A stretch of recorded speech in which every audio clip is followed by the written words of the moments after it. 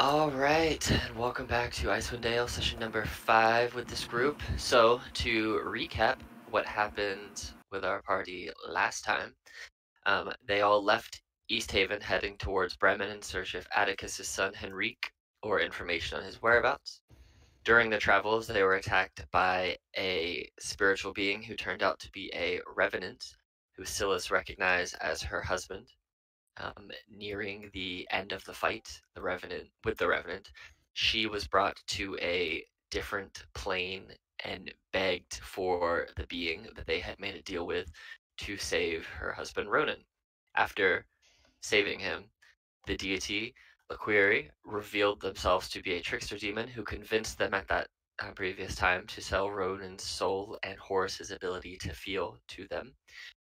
The party then long rested, continued through Targos all the way to Bremen, where they met a beleaguered dock-working dwarf who asked them to catch some fish on the lake.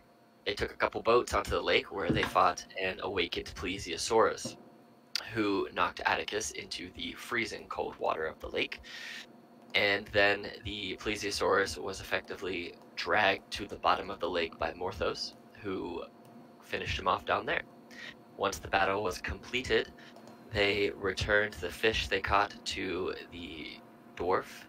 He went to find them some more information, and then they spent the night in a local inn.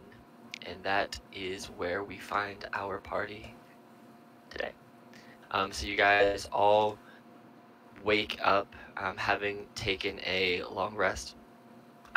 Atticus, your clothes are still fairly damp, and so for mechanical purposes, you would have disadvantage on any survival checks in the cold because they got so wet and soaked through that they're going to take multiple days at drying to be completely dry, unless you can find and afford to buy new cold weather clothing. So I've got my common clothes. At least I'm not walking around butt naked. But yeah, I only have one set of cold What does a weather. set of cold weather gear cost? Wait a second. Could I cast a prestidigitation That's multiple exactly times on it what I was to gonna do. fix it? It wouldn't dry it. Basically, what you could do is you could It does get it warm it, so though. that it's not dripping, but it wouldn't get the benefit. You could warm it, but it wouldn't necessarily get the benefits of keeping him warm all the way through. So like, Does anybody have destroy water? but as Absorb elements. I guess I'll do just I fine. can cast Flaming Sphere on him. Bam. burn his clothes up. I think I'll take the penalty to skill checks than taking damage. Thank you very much. So as you Real quick, do we have access to additional cold weather gear? You can definitely check around the town. Let me put you in the right town real quick, because you're in Bremen. No, this is where you are. Knowing that it's too risky for him to travel in soaking clothing, Mountain will actually look out for him and try to find a new set of cold weather gear. Okay, so while you're out, much appreciated.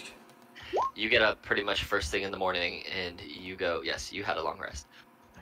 So as you get up and you take off really quickly in the morning before pretty much anybody else wakes up.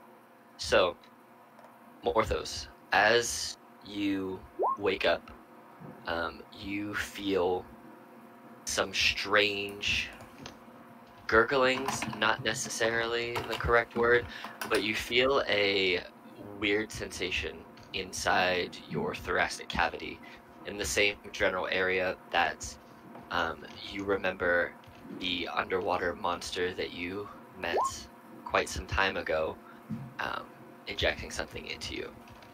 As you awake, you find that you have these weird physical mutations that you didn't have yesterday. Your body is cold internally and externally.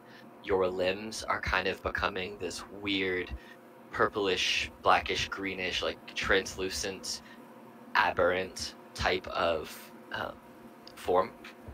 I need you to go ahead and roll a D100 for me. Yay. Now, that's a good one, too. Holy smokes. This could be either really good or really bad. Here Really good is for me. your... What's happening? I'm So- looking at the chart. Yeah, I posted it. So, So basically, mechanically, here's what's happening with Morthos to kind of give you an outside perspective of it. Morthos is beginning to transform into an aberrant horror, and so every long rest, he has to roll a D100, and whatever he rolls, there is something that's going to happen to him. It could be good, it could be bad. There are multiple levels to this mutation, and that will transform over time. And you'll see what he can do in combat and whatnot, because there are different things that he has available to him now that he is beginning to transform. So, Is this permanent? So I have a question. Do we in character know anything, or this is just his the egg that's inside of him? Nobody knows about that yet, right? correct. So in character, you won't, like, when he feels this transformation coming on his arms when he first wakes up, as soon as he sees it, it almost immediately goes away until he reactivates it again. So in character, you don't know any of this is happening to him until he chooses to make it happen. That's awesome. So, So I actually had one question, and I'm trying to find it, mhm. and I can't. The hideous appearance. When does that take effect? Let me find that part of it. Actually, that might take place now. I think I something. thought it did, Yeah. because I remember something about having to make concentration checks to not show it, because everyone hates me because I'm ugly. Let me find it on here. I can always pull it up in my my thing that I have. Where is it? Ouch limbs. Yeah, but basically he's gonna start getting new limbs, and hold on, I'll just pull it up unless you have it in front of you. Whatever it is. I'm looking at it, but I can't find that specific portion of it. Alright. Well, we will find it. I'll find it in the meantime. While you are waking up, that's what's happening to you. So, looking for a shop to try and find him clothes, you said? Mountain West, yeah. Okay. So, go ahead and roll Go ahead and roll an investigation check for me, please. Investigation. Nat 20. Ooh, Not bad. What are these rolls? it's a good night so far. Good night. So, you you start looking around the town, asking questions, and kind of trying to figure out if there is any place available for which you could purchase additional cold weather clothing. And they send you to basically like the local goods store. And you go in and ask it around there, and he said that he actually just sold his last couple. He sold 4 sets of cold weather clothing to a small troop of fishermen that seemed to be here a few weeks ago, that seemed to be heading very far west out towards the Sea of Moving Ice. So he sold all of his to them. And putting 2 and 2 together, you would figure out that it was actually Henrik's group that he sold them to. Oh, thank you very much. We'll have to make do with that, I suppose. He just kind of like says that to himself as he gives like a nod and heads back out. Who currently has the boots of winter? Pretty sure you do. No.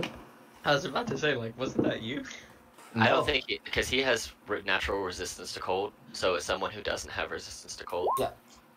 He's going to make sure that he lets whoever know who currently has the boots to give them to our friend who is going to be in the damp clothing, because the boots will counteract that cold.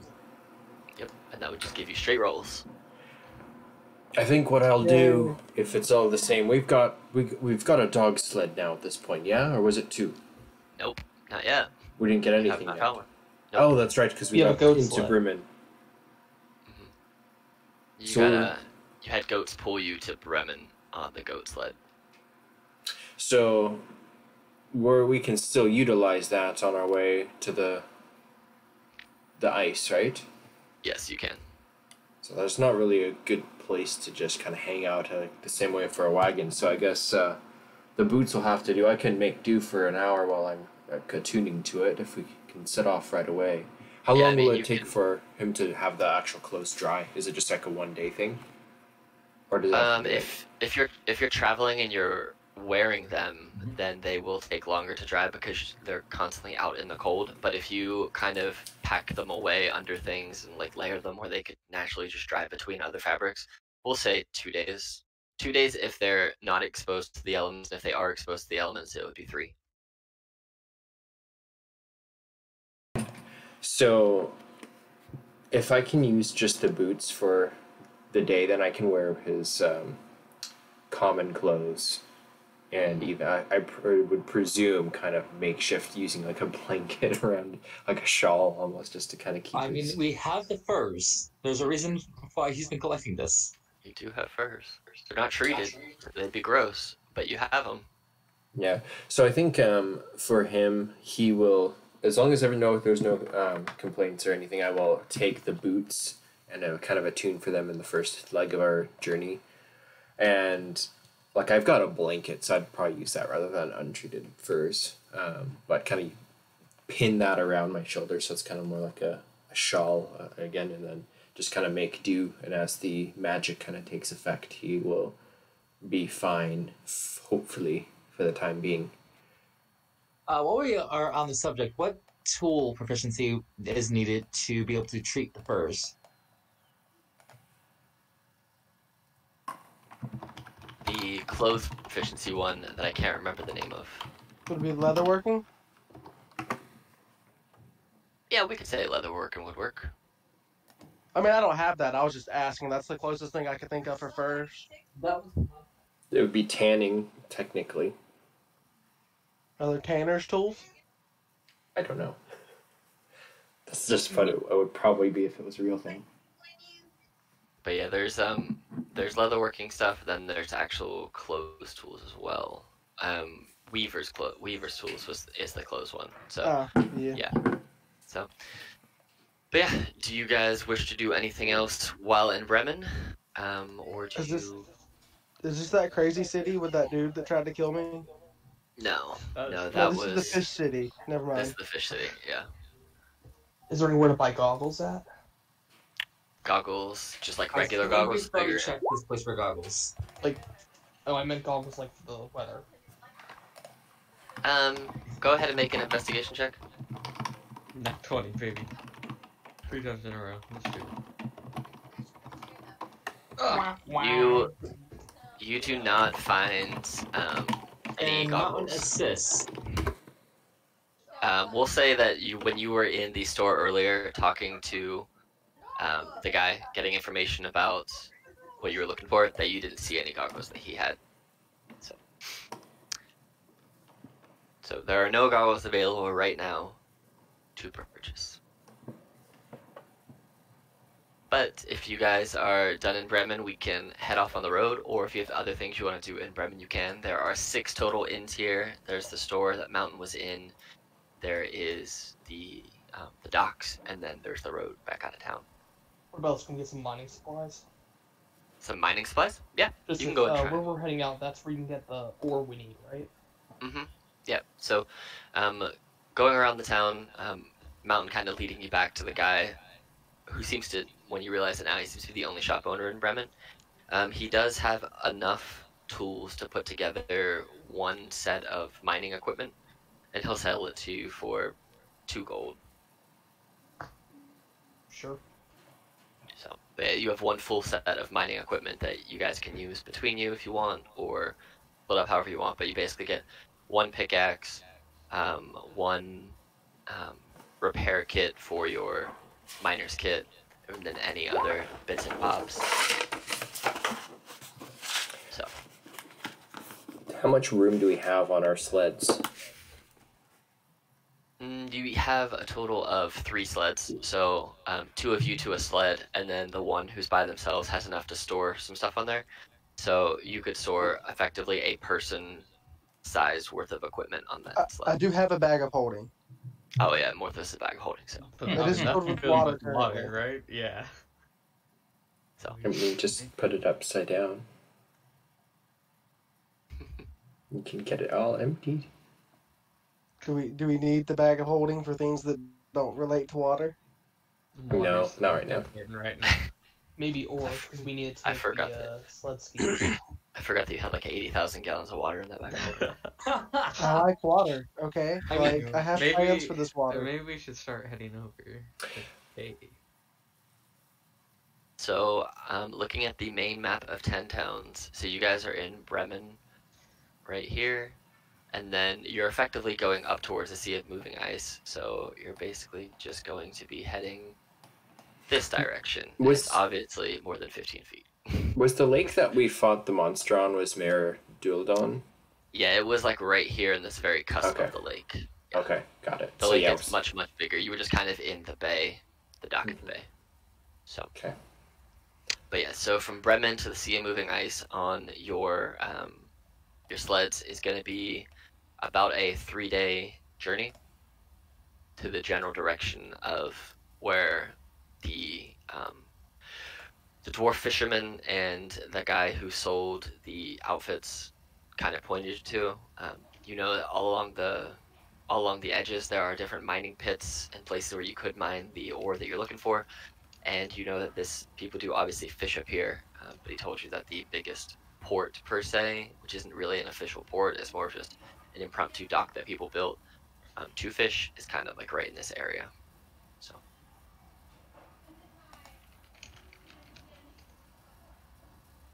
if you wish to head out, we put do. you on the travel page. All right. So you guys are on the travel page now. I don't know if the HP and stuff on those are correct. Those are from last time you were here. So. If they're not right, feel free to change that. All right. So since there are 3 of you that are driving your sleds, I will need whoever is driving the sleds to go ahead and give me survival check. I would be taking one of them. Or animal handling. Sorry, because you're right. You're using goats. Mountain will be driving one. Okay. All right. Who is driving the 3rd goat? I got this. Oh, you Yes. rolled a 0. You got this. 0. So only a he's zero guy. going Calm by down. himself too. Yeah, I'm on doing by myself. Atticus, you do have a D4 you can add because of my talisman. Yes, please. So 12. What were you asking me? Could I help him with a goat? Oh, yeah, you can try. If you're on the goat with him. Yeah. Okay. See if you can direct his arm. Okay. So, Mountain just, hiya, snaps the reins of the goat, and the goat just takes off. Straight line. He has driven so many things pulled by animals, it's second nature to him because he is effectively an animal himself.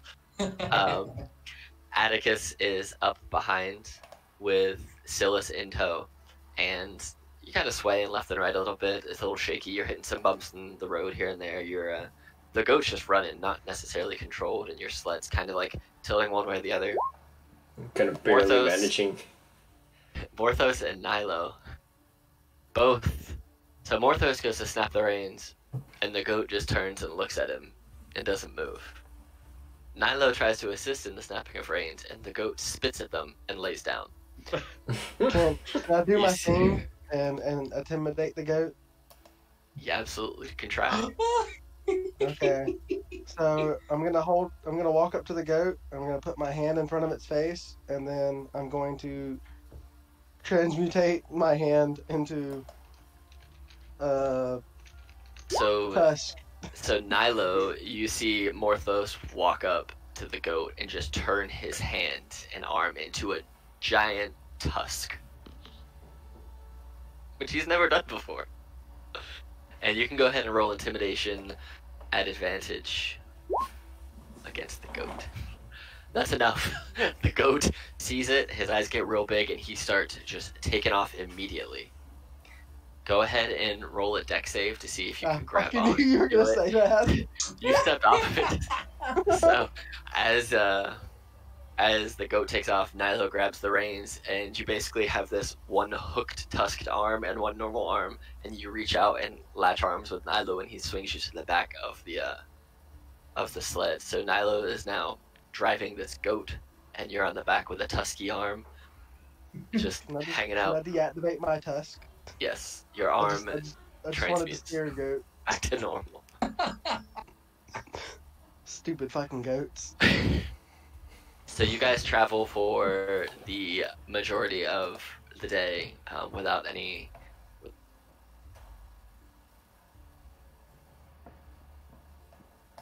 You feel with the cold or with exhaustion. Wow. Worst That's new highest score. You know, putting an 8 or Hey, you whatever got a into 4, wisdom wasn't Nilo. my smartest thing. And 9, like, why is survival based off? Atticus, How does roll making a wise survival. affect my survival in the cold? How does my constitution not help this? Ooh, Atticus is good. What So, I can use my inspiration, correct? inspiration. I've not Back given to out whenever I any. got when I got the gray bag of tricks. Oh yeah. Oh yeah, that no, you Yeah. did not. You have not used it. Dude, No, are you gonna use it on this? you can use it right now if you want to. I mean, I have a feeling it could end really bad if I rolled this bad. Nah, It's better you- than my at one. wor- like I think you'll gain exhaustion at worst. The DC is 10, so anyone who is under 10 is gonna have a level of exhaustion, and the 3 who are above it. I was Well, lucky not. then. So you guys go through the day. Nilo being new to driving, you are pretty exhausted by the end of it. Morthos, your body's not quite used to transforming between tusk and arm form, so you just get worn out from doing it. So the two of you bringing up the rear, when you all come to a solid resting point for the end of the day, you lay down and you are both wiped.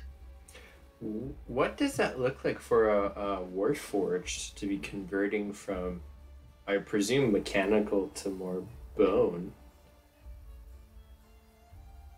Is it just like a total transformation, like where it just morphs from like? I imagine Warforged sounds like metal arms and stuff, right? Mm-hmm. To my knowledge, it's metal and wood. Yeah. It was metal and wood. So it's more going from like biomechanical to effectively like a mammoth tusk, but with like finger splinters off of it. So his arm basically goes into this dark ivory-ish color tusky arm. That's so cool. Mm-hmm. All right, so you guys rest for the night. You basically set up camp. You can sleep through the night, get a long rest, which eliminates your exhaustion. So, it worked out. So What'd you say second about the day, exhaustion? you guys take a long rest successfully, and it relieves you of that one level of exhaustion. Can I check my my clothing? Yeah, go for it. How dry is it? Can I potentially switch it back into my correct gear? So you can see Or is it that 2 days? it's 2 days. So your cloak is more dry than everything else. So you could put your cloak on, and by the time the day would be over and the rest of the stuff would be dry, it would have dried. It's a little thicker. So it's only really wet on the outside now. It's kind of dried on the side that touches you. So you could put it on, it would just start to get kind of frozen on the outside. So there is a chance that if you wear a still slightly damp cloak, that it could shatter and become less effective. Oh, damn. So it's your choice. You can keep wearing your regular clothing if you would like, but if you set up a fire at night, you can utilize the fire to help dry your clothes a little bit more overnight, since they will have a heat source. Yeah, I will try to do that. I know we normally have the Warforged just take watch because I think he doesn't sleep, but I think I would stay up for like a portion of a watch to try to help drying my clothes until it's just like time to go to bed. I feel like Mountain can try to create a bonfire. Yeah. Like You guys can, you guys can create a bonfire or a campfire, no problem. Those who wish to stay up, you can. There's nothing that's gonna, at the beginning of this time frame, I'll show you where you're on this map, there's nothing that you notice that's going to, you guys made it to about here, nothing here is really grabbing your attention, creeping up on you, trying to attack you or anything like that. It's just cold. These are like hillish kind of areas, not mountainous, but it's basically open plains that are snow and ice covered, but they're hilly as well. So we're in a cold, hilly area with mouthy goats. Yep. I'm gonna get that goat. I'm gonna eat him by the end of this. All right, so day 2 comes.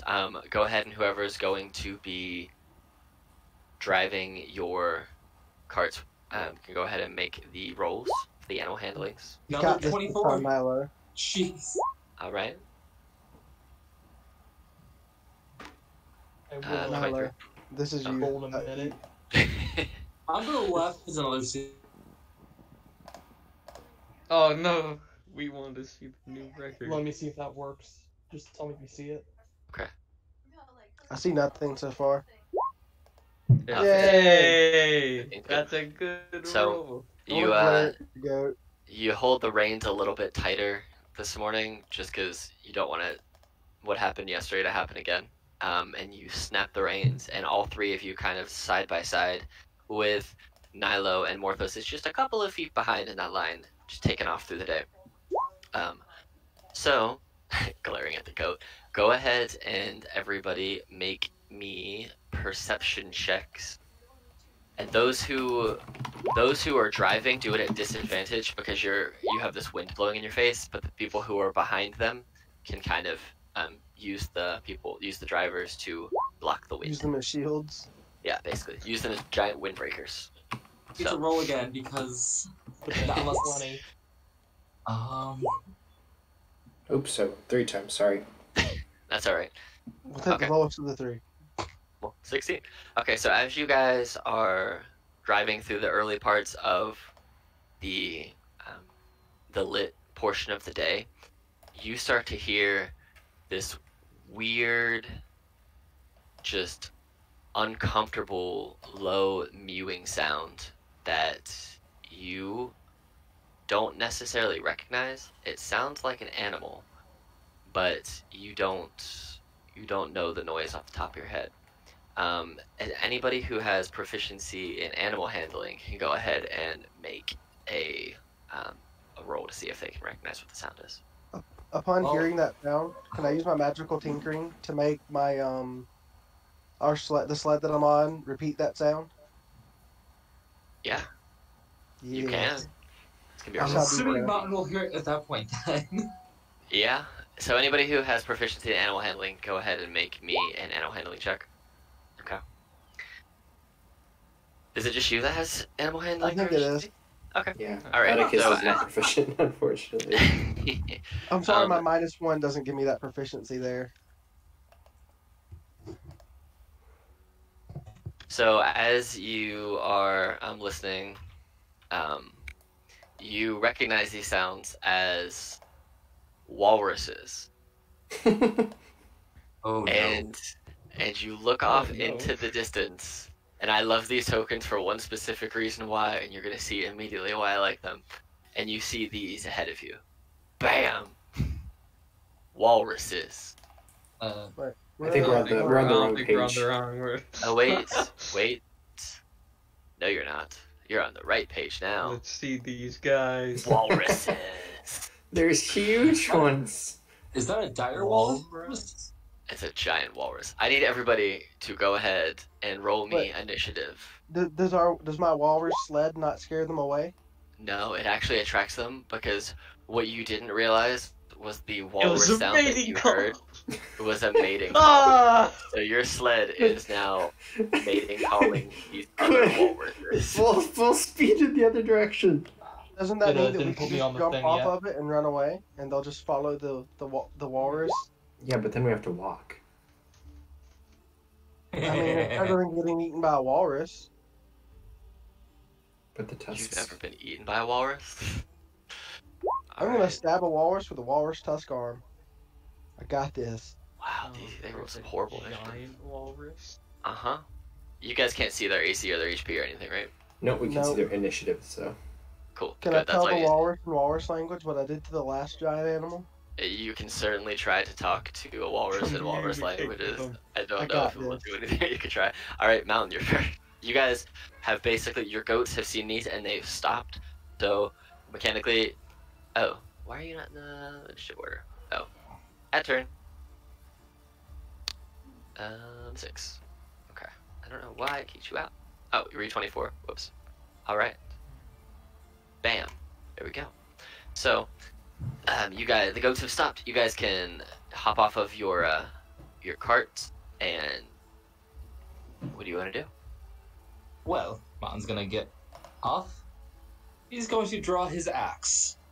And he's got that grin on his face. Well, looks like we found us some dinner. So 5, 10, 15, 20, 25, 30. And because he's a tabaxi, he's got that really cool ability that allows him to just dash once per thing. So 5, 10, 15, 20, 30. So he comes up here. He Can't move will... next turn. No, that's actually a special ability that tabaxis have.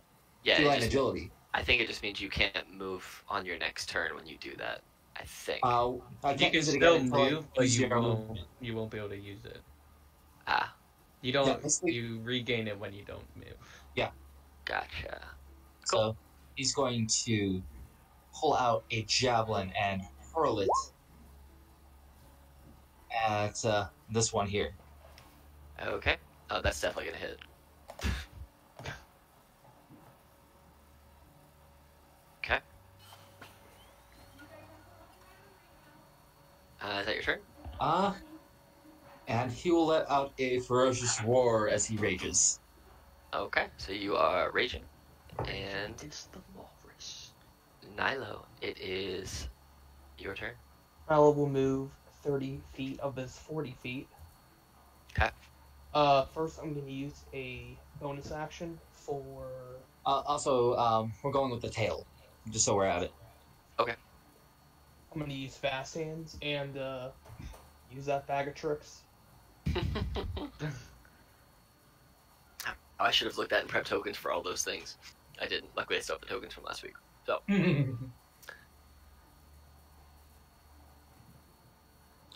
you rolled a 5. What is a 5? Panther. Is it a panther? Yep. Alright, well, I don't have a panther one right Badger token again. now. So we're gonna totally just do... Where do you want to put it? Let's go right here. That's your panther. It's a badger right now, but it's a panther. I'm going to take a shot at this walrus. Okay, go for it.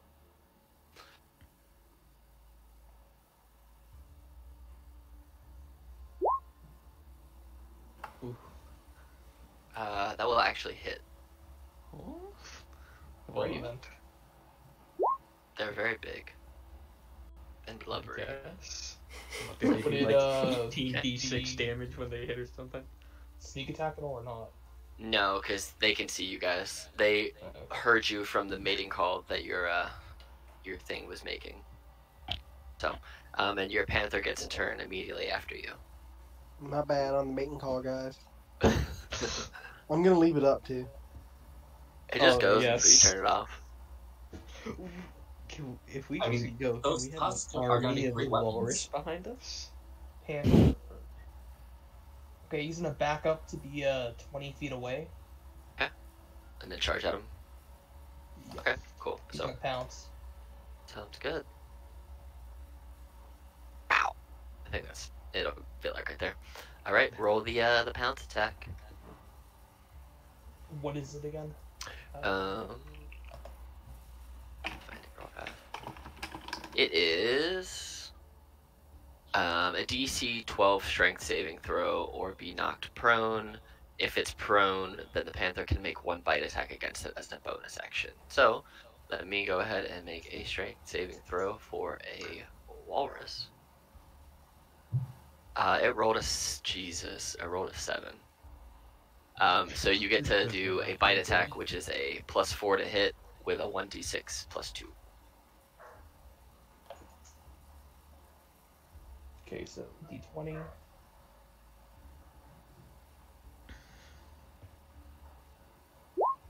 That hits for sure, and it's 1d6 +2. 7. Oof. This walrus is looking super... Oh, that was 7, right? Oh, so as your panther pounces onto this walrus, it reaches between its tusks, grabs it by the throat, and just rips out its throat. And you just see this walrus just gag up blood and then just dies. Damn. Alright. Morthos. So I'm gonna dash forward right here. Okay. And I want to scream at it in Walrus. You scream at it in what you believe to be walrus. I want to scream at it what I did to the last giant monster.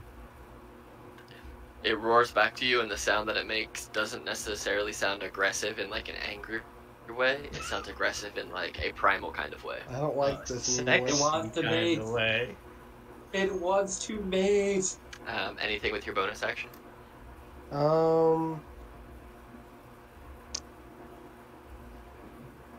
No, not yet. That will be momentarily. Okay, so let's. So this is gonna walk up and sort of just half-heartedly flick her wrist and use Sacred Flame On which one? on this guy.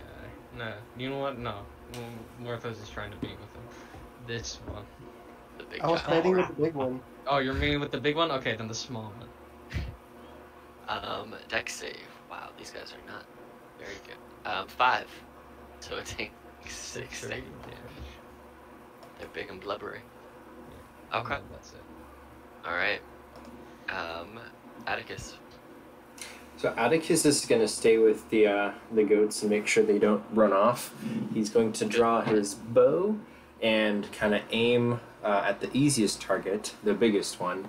And with Okay. an action surge, he's going to shoot 2 arrows at it. Bing, bing. It's Wow. 12 and 27 for 19 points. Those both definitely hit. Alright, 19 points of damage. Okay. And then anything. That's, I think, everything that I can do. Yeah. Alright, so it is the giant walrus's turn. And it gets. Okay. How far away are you? That's a good question. 50. You're too far away, but you know what's not too far away? No! Not the panther! It's gonna roll. The panther has an AC of 12 and 13 HP. Did you see my note in the thing? Whoever has the panther? It is going What? to do a body flop attack and a tusk attack on Body its panther. flop. So it goes blah blah blah blah blah blah. It just body flops and it takes it out in one shot. 'Cause it does. It hits it for 15 for 13 damage. It just lands on top of this Oh, no. panther, and then looks around, and it can't really do any more movement. It's as far as it can go, and it just looks at Morthos and just snorts. Morthos will snort back at it. Okay, so the other walrus is up. Let's see what the movement is. So this one is going to go ahead and move right into your face, and it is going to attack you with its tusks. Ooh, 12 misses. That misses. So you have this still large walrus running up onto you and snorting in your face, but it goes down to tusk on you, and you kind of just move out the way. Dirty walrus. Alright.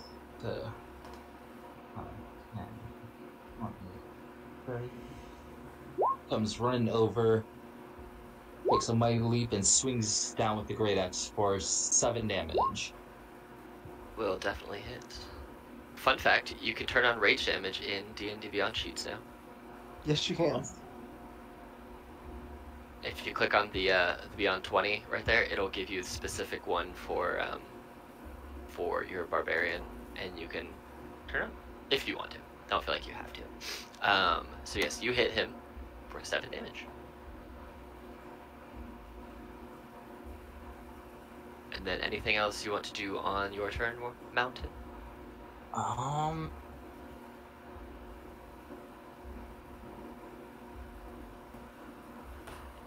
Don't think there's anything else I can do at the moment.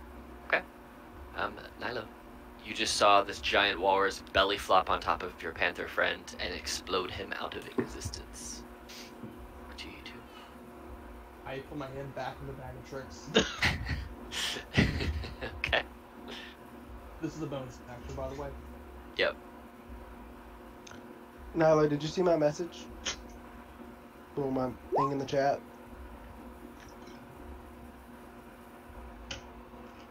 I can add them all in there later for him too. That is a Okay. giant rat. A giant rat. So what you're telling me That sounds is badass. it's gonna be another badger Cannon token. fodder. Where do you want it? Where do you want it to go? You know what? Let's put it right here. Why? Actually, no, just a little bit out of it. Cool. There you go. All right. Then a giant rat.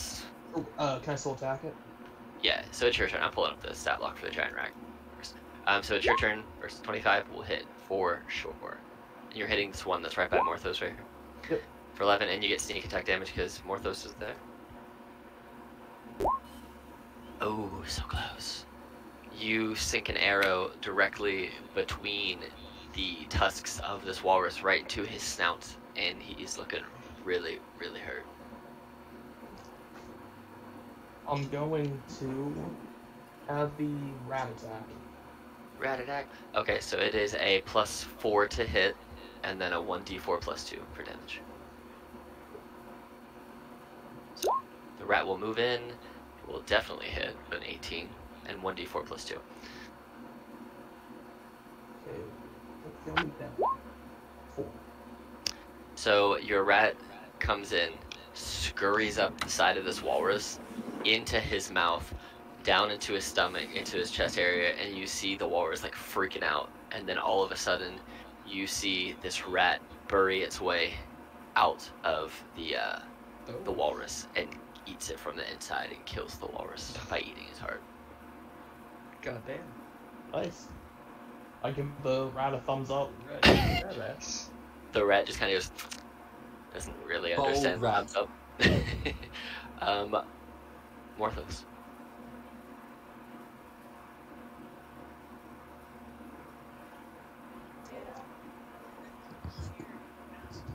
So I'm gonna run up to the big walrus and I'm going to punch it Okay, with your thunder gauntlets. with my thunder gauntlet. Nice. Watch out. Yeah, that hits. And then bonus action, the arm with the shield is going to turn into a something. An So we Eldritch forgot what- Limb. It's gonna turn into whichever one does piercing damage. I should say. A claw, A claw. There you go. and I'm going to cut it with a claw. Okay. That's a So bonus y- action. Okay. So you get to activate that on a bonus action and attack on your regular action. So if you want to activate okay. that first and then attack with the claw, you can do that, and we'll say you still hit because it's the same thing. It's less damage. It's 1d6 instead of 1d8 over your gauntlets. So if you want to do that instead, you can take. Yeah. Okay. That works. Cool. I appreciate it. But now I no longer get the benefit of the shield. Well, I guess since I'm not doing the punch, then I'll use the arm that doesn't have the shield, so I get to keep that. Okay. I like so- having shields. All right, Silas. Gonna cast Sacred Flame again On a giant. on a giant walrus that I'm sure will not be able to move out. It rolled a 4 total after its -1 Like to I dex. said, And it takes 4 damage. that I'm just gonna turn around and start heading back to the sled and watch. Okay. All right, and that is Atticus. Your turn. So Atticus is going to kind of get off the sled and just kind of sidestep over since Silas is there, and he's just going to take another shot at the walrus. Okay. That will Seven. definitely hit. And how does it look? It's looking pretty hurt. Okay. It's not like on death's door or anything, but it's looking pretty hurt. Okay. Yeah, I'm just gonna kind of crouch down and draw another arrow from my quiver, and that'll be my turn. So the giant walrus, seeing Morthos, the origin of the sound, run up to him, is going to try and body flop on you and then hit you with its tusks. So it body flop. Oh man, it hits you for 10. it hits with a 10. It misses, so it rolls a 10. And then Tusk Attack, 25 for 15 damage with its tusk. But you don't have as it goes to like flop its giant belly walrus form on top of you, you just kind of move out of the way, because it's not very fast. It's pretty slow. But then it gets you with its tusks, so. Alright. Mountain. Alright. Coming back around with another axe swing here. That'll definitely. So 10. Jesus. Yeah, Mountain is just being a beast right now. Just 10. Yes. Alright. Anything else on your turn? that's it. Okay. Nyla. I'm going to start by putting my hand back in the bag of tricks. Okay. For the third and final time. Alright.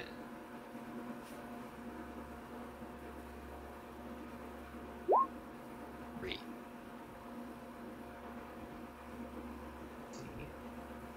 That is a badger. Hey! An actual The badger. right one. Badger. Alright, Put so it we're right here. Alright, so this is the badger, and we're gonna go ahead and put a little thingy on this one so we know this is our rat. It's gonna have the chemical bolt on it. So that's the rat, this is the badger. Got it. Alright, what would you like to do on your turn? I'm gonna try sniping the walrus right through the eye. Okay. Oh, I you failed. missed. Alright, I and guess then I'll, the rat and the badger get to go on your turn. The rat has 30 feet of movement, and the badger has 20. say rat badger team combo. Okay. And when they're together like that, the rat actually gets pack tactics, so he gets advantage on bite attacks. Nice. So if they're both, well, actually, if he was there, he would get it from Morthos anyway. But yeah, so he gets advantage, and it's +4 to hit. The rat will attack first with a bite. Yep. 14 will hit. Yeah. Or that 18 will hit, so it's gonna be 1d4 + 2. 3 damage. Okay. Then the badger. Is a +2 to hit, and then if it hits, it just does 1 damage. So. Okay.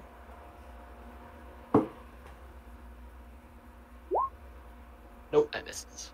You see this giant rat and this tiny badger, and I go just bite on this blubbery carcass of this walrus. Morthos.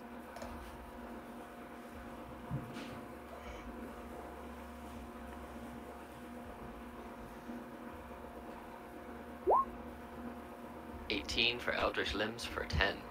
Definitely hit it. Definitely do damage.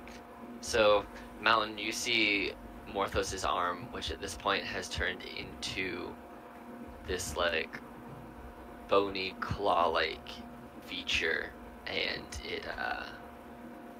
he just stabs right into this walrus with it. Yeah, it's a claw. Yep, so it turns into a claw, which you're used to bodies transforming, but this has this ethereal, more alien look to it. It's not necessarily natural, so it kind of piques your interest a little bit, but you're also busy raging and fighting a walrus.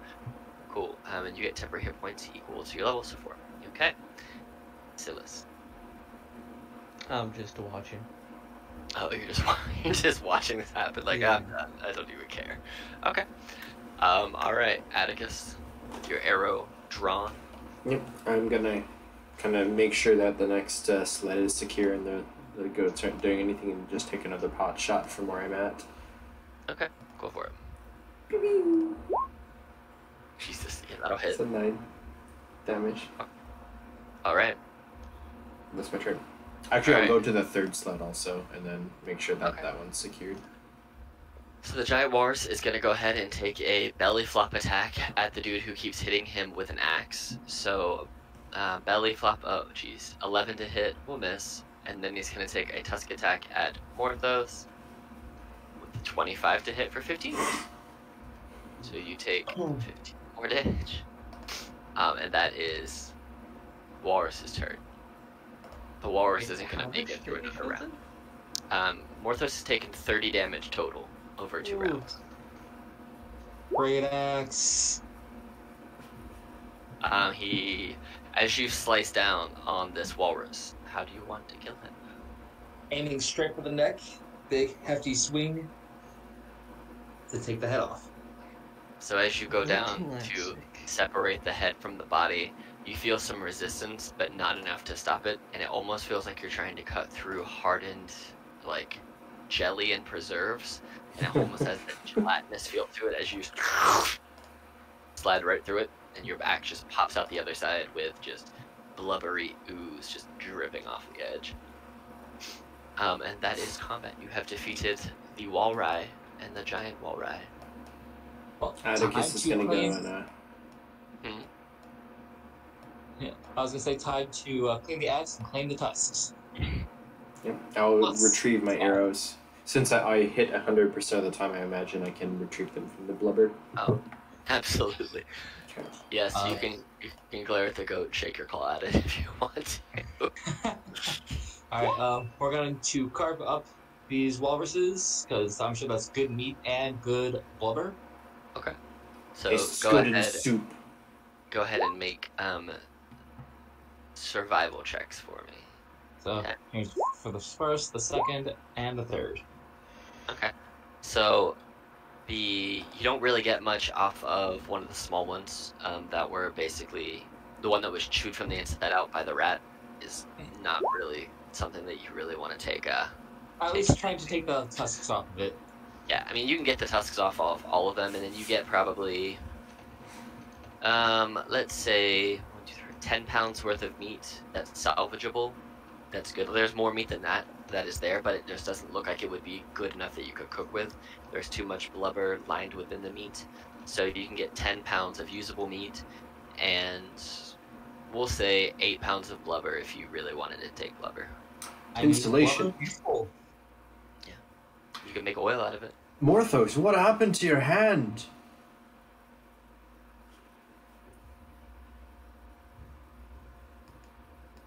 He might be muted, Morphos, or he's paused himself. I don't. Morthos doesn't speak. Morthos gained a claw. He gained a claw hand, but lost his ability to talk. Oh no. I'm going to go over to him next and just try to see what the damage is. He's at minus 30 hit points. Yeah, he is down 30 hit points. I don't suppose a medicine check of any kind would help since he's a warforged, or is he just treated normal? He's just treated like a normal humanoid. So if I've got a herbalism kit and I'm proficient with medicine. Is there anything that I can do to try to patch him up without magic? So normally you would need the medicine kit to actually heal with the Okay. herbalism kit. But you So, could yeah, I don't have that. use the herbalism kit to utilize some of the blubber and effectively, the new skin spray? Sure, yeah. We'll say that you could make like 3 or 4 little patches that you could put on someone that would give them 5 temporary hit points, and you could use them on a person can only have that used on them once per day. Okay, so can I try to do that then with the herbalism kit? Should I roll medicine? Yeah, go ahead and roll medicine. Is it working now? Yes. It's a 9. So you make one, so he'll get 5 temporary hit points from that, and we'll say that you make 4 others, so you have 4 uses of blubber patch. Okay. That's what we're going called blubber patch. It gets 5 temporary hit points. And you can use it on yourself, or you can use it on anybody else, and it just requires that you use an action to apply it. Okay, cool. Blubber patch. Alright, so you guys get back after harvesting your meat and your blubber, you get back on And tusks. And tusks. How sturdy are walrus bones? Probably not sturdy enough to make like weapons or anything, but they could be used in framing things, but they'd be more valuable just to sell them, because people use them for decorations and ingredients in, like they crush them up and dust them and use them for spell components and things like that. We might as well take what bones we can from a... you're only gonna get the money for the tusks, not the rest of the bones. How big is the giant walrus tusk? Well, it is considered to be a huge creature, so we'll say the tusk is like 3.5 feet each. Could we use them as a thing for a sled? Oh yeah. Are they sturdy enough to be used as the blades for a sled? No, they're not. They're sturdy, but they're like they would hold up for a little bit, maybe a couple of days, but after consistent use of being drug through the ground, the elements would wear through them. What about reinforcing them? You could certainly try. I mean, probably get better money for them. You can certainly try and do whatever you want with them. But Okay. so you We'll put those on the sleigh with the supplies. so you guys are going ahead and getting everything that you need to get. Let me find what I'm looking for. I'm missing one thing. Oh, here it is. Cool. All right, so you guys spend some time harvesting everything. Atticus makes some blubber patches and gives Morthos 5 temporary hit points by slapping it onto him. We'll say you make 5 more of those, Atticus. Okay, I have so, a question so about 5, that. so 6 total, minus 1. Yeah, so you have 5 left after giving Morthos the one. My mutation says I gain double. So does You that give me 10 temporary hit points? Yes. Yay. What happened to you, man? Your arm. So Morthos is going to look at him and shake his arm, and as he shakes it, it's just going to go back to normal, and he's going to look at you like he has no idea what you're talking about. She's just gonna kind of stare and kind of wonder in disbelief for a moment. Morthos, how powerful of a magic user are you? Morthos is just going to shrug. That seems He'll like basically a be pretty wary of them and advanced say nothing. spell. As you say that, he's going to start transforming his arm between a club, a tusk, and a claw. And normal Atticus is Warforged arm. gonna like step away from you. While he's doing that. I just have to persuade him to tell us what's happening. I want to glare at the goat the entire time I'm doing it, though. You can try and persuade him, and then depending on what you roll, it will be up to Morthos to tell you more or less what happened.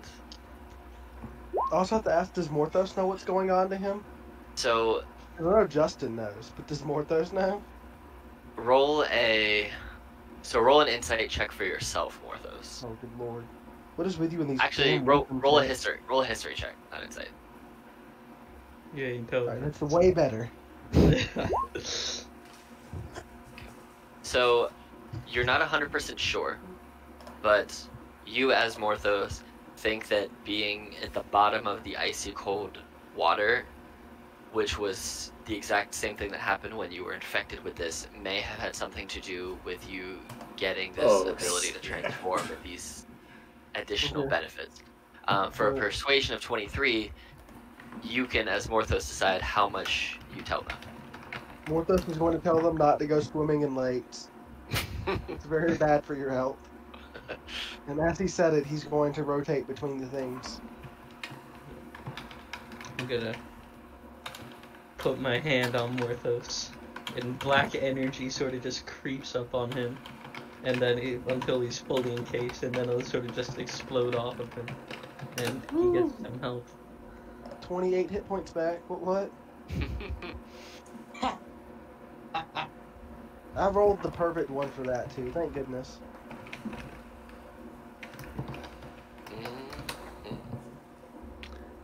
What was that? So, let me double check that. What's it say? Oh yeah, so it's not double. It's that many hit points plus your Constitution modifier. Oh, I read it wrong. Oh, man. So, Let me which subtract things. is still an additional 5 per Yeah, heal. okay. So 5. you have an additional 10 on. So you got 29 total. So, Well, I add 29? no. You have 19 permanent and 10 temporary.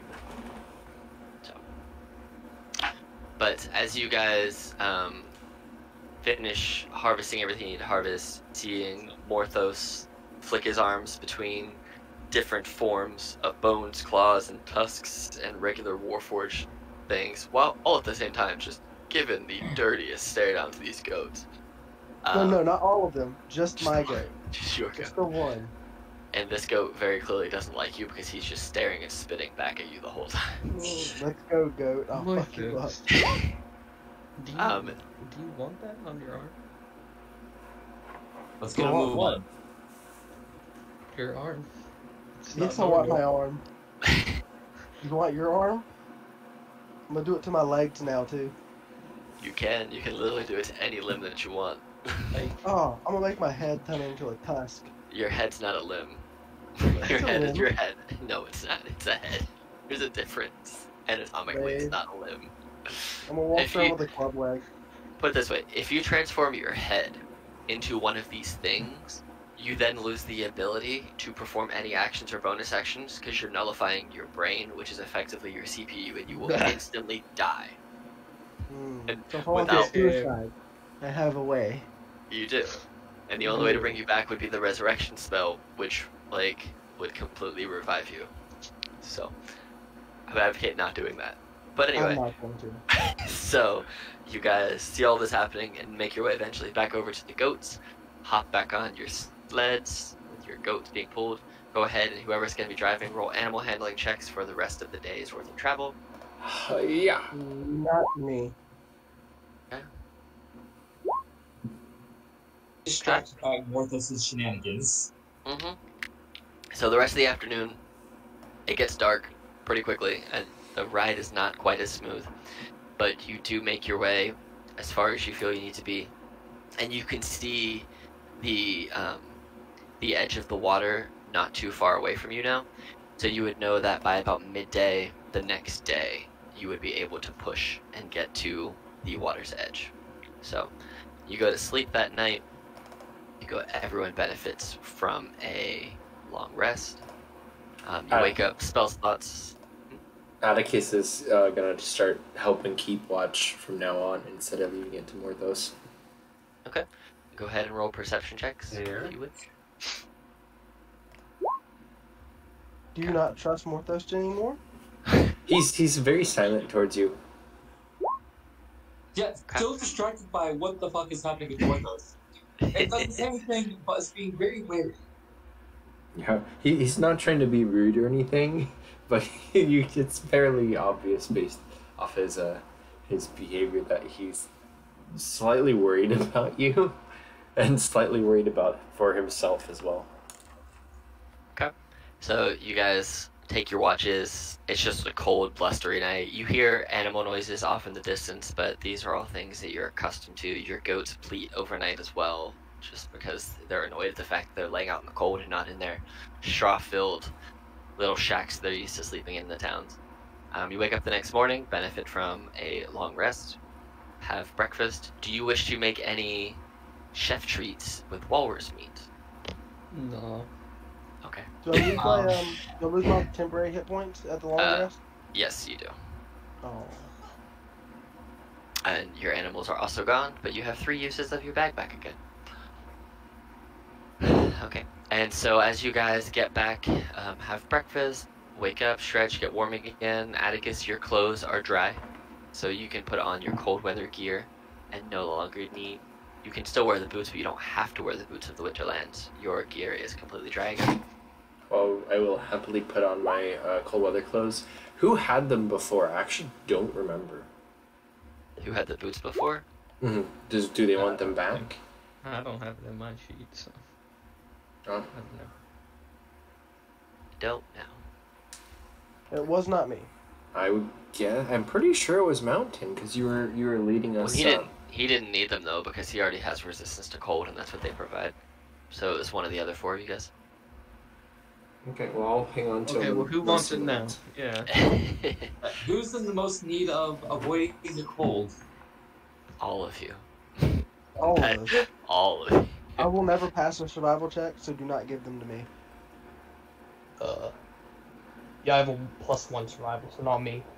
I have a -1. There's no point. I have a 5, but I'm also cold resistant, so... Yeah, you don't get them. Go away. I mean, unless he's traveling into the even deeper cold than what he's used to. Go for a But- swim. If anybody decides they want to have them instead, we'll just say that you have attuned to them while traveling. So if you decide in the next however many minutes that person A had them instead of Atticus, that's completely fine. Just switch him over onto your character sheet, and you'll have the boots of the Winterland attuned to you as well. What do they do again? They're cold resistance.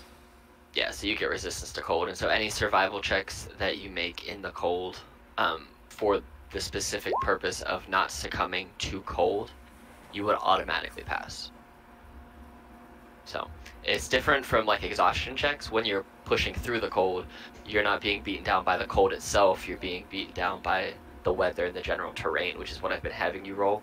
But when we get further into the game and it's literally the frigid temperature, anyone with cold resistance automatically passes the checks, and anybody with cold weather gear that's not wet has regular rolls on them. If it's wet, you have disadvantage on them. So, or if you're not wearing it. So, but you yeah, have to modify using. Hmm? I was saying if anyone doesn't want him, you have to modify just use him. No, you go ahead. I'll pass them over to you. Now that my own gear is dried, I will happily let you wear them. Looks like we're So roughly you- about the same size. So you attune to them on your ride there. You guys get on your goat sleighs. Go ahead and roll animal handling checks for the rest of the way to where you're headed. Whoever's driving. 10. Okay. 13. 19. Okay. So you guys are pretty used to how these goats work now. And you spend the better part of the first half of the day traveling through the cold weather. It's not as blistery and blizzardy as what it has been in the past few days. It's more open, so you can see off in the distance where the wind is like whipping up snow and whatnot, but it hasn't quite got to you yet. So as you get closer to the edge of this water, you see out probably a quarter mile out into the water itself, there is a ship that seems to be anchored. And you notice as you come up to the shore, there are, it's a small dock, maybe only 10 to 12 feet out in length out into the water, and you see that there are multiple small little fishing boats, similar to what you hopped in Bremen, that are there. They have no fishing gear in them. They have the oars, and they have little extra pieces of wood and some hammer and nails. It looks like people may have tried to repair these on the fly a couple of times, but there are boats there. And you see that there seem to be some footprints kind of dug into the deep, deep snow. And it looks like there may have been people here not too long ago. So there's normally 6 boats, just the way they're set up. So on the right side of the dock, there are 3 boats. And on the left side of the dock, there's only 1 boat. And so it looks like there were people here not too long ago that have gotten in the other 2 boats and gone out to sea. You could guess they may have gone to this ship, but you can't see the people, anything on the ship or anything out that far. You can't necessarily make out details of this boat, other than it's a big boat.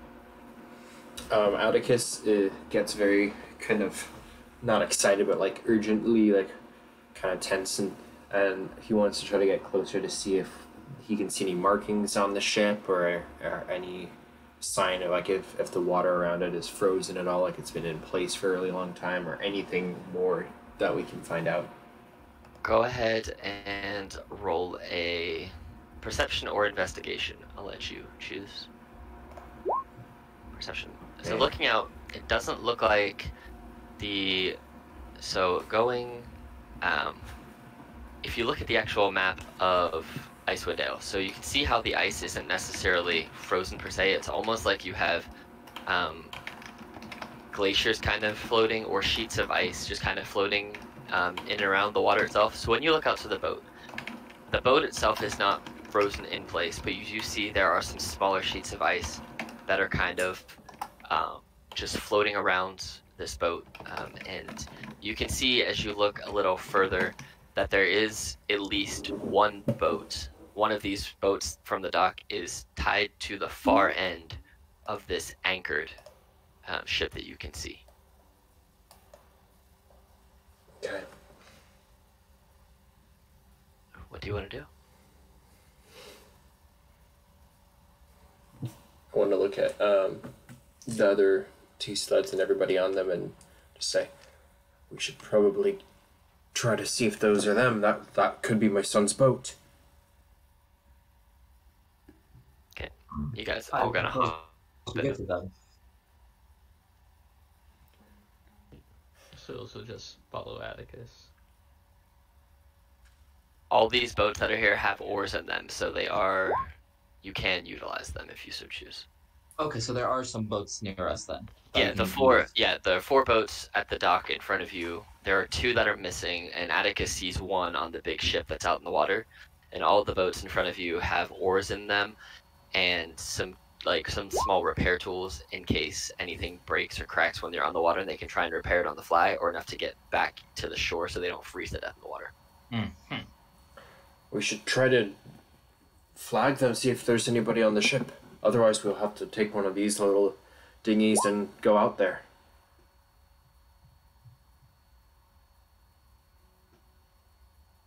Does anyone have a way to signal them, maybe? I have a flare gun. I would say save the flares. Use a cantrip.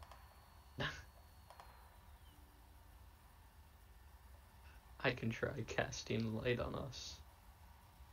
Okay. So you cast light on yourself or one of your party members, and they what color is the light that they glow with?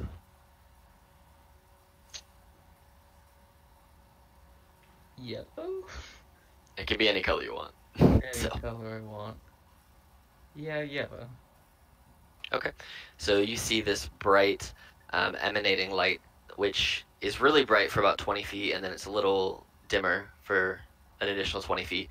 You see this light just kind of pop up around you. You're basically turning yourselves into a flashlight.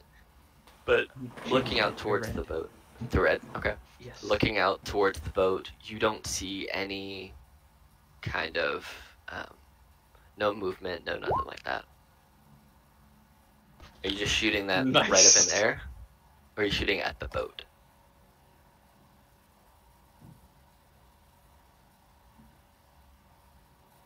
So shooting this firebolt, same. You don't see any kind of response. You wait for a couple of minutes. There's no one responding with the firing of a firebolt or a flare or calling out to you. Nothing like that. Martin will start heading to one of the small boats. As will Atticus. Now, right. Is it Silas who's glowing? Kind of. Is the color red? You said. Yeah. Okay. We should try to probably keep the goats. That we don't want them to run off or anything. Should we? Do you all want to wait here while we go and check it out? If you guys want, I could sneak up to it. Do you think the boat will be quiet enough? Oh, I meant up to the boats. Oh, I don't But you see can get up. You can get to these four boats that are right in front of you with no problem. There doesn't seem to be any danger around these boats. But the boat that's out in the water, which is a quarter mile out from where you guys are right now, you'd have to row or swim or have some other way with which to transport yourselves. Not swim. From there to there. What do you want to do? I need to see if he's over there. I will just begin to just start moving that direction. Can we take the sleds just right up to the boats, or is it difficult terrain, or we have to dismount? You can take the sleds right up to the edge of the dock if you want, but the goats aren't going to pull them onto the dock because they don't want to fall in the water. Yeah. So I mean, as long as you minimize the walking, then we'll just take the sleds up as close to the docks as we can. It looks to Atticus like everything's completely just deserted, right? Yes. Yeah. So unless, for example, if Nilo's trying to caution them into more stealthing up, he's just gonna go, not really trying to conceal himself. Okay. So you guys are gonna get in these little rowboats and make your way up to the boat. Should Mountain we will leave take someone behind? the rowing upon himself. And you can all fit in one boat. It'll hold 6 people, so you don't have to But split boats unless you. How about to. Should we have goat- somebody way back with the goats? Yeah. Can we try and chain them up to like a board or something, a post? Is there any way to? Or just gonna eat them. Anchor the goats. You could, yeah. They have like the big posts that docks sometimes have, Okay. kind of Is there holding all any the weight together. chain? I'm suspicious of rope with goats. Chain is probably a better Point. choice. There is no chain just laying around. You have rope. But- Mm. It's up to you. Mountain will lay out the mammoth hide for the goats to lay on for warmth. They will definitely lay on something that's warm. They're gonna eat your mammoth hide, then I'm gonna laugh like hell. I'm gonna take another look around to see if there's like. Now that we're at the docks, can we try to investigate when they were last like used? Is everything kind of glazed over with frost, or? So you see that there are some deep footprints in the snow close to the edge of the dock. And if you look at those, go ahead and do a survival check. Meh. So, Let's Mountain help with that. so as you are looking at them, they look like they're fairly recent, probably within the last few hours, because you know the weather in Icewind Dale is so drastic that it can change at the drop of a hat, that if there are active tracks and footprints that you can follow, it means that they had to have been within the last few hours, because the wind hasn't swept them away yet, and high tide hasn't come in to then cover them, because they're pretty close to the shore, to the edge of the dock. Well, these tracks seem fairly recent. What say you? Some of us go check out the ship, and some will follow these tracks. Maybe, and Henrique is out of in there, and he points out into like the wilderness where the tracks are going off to.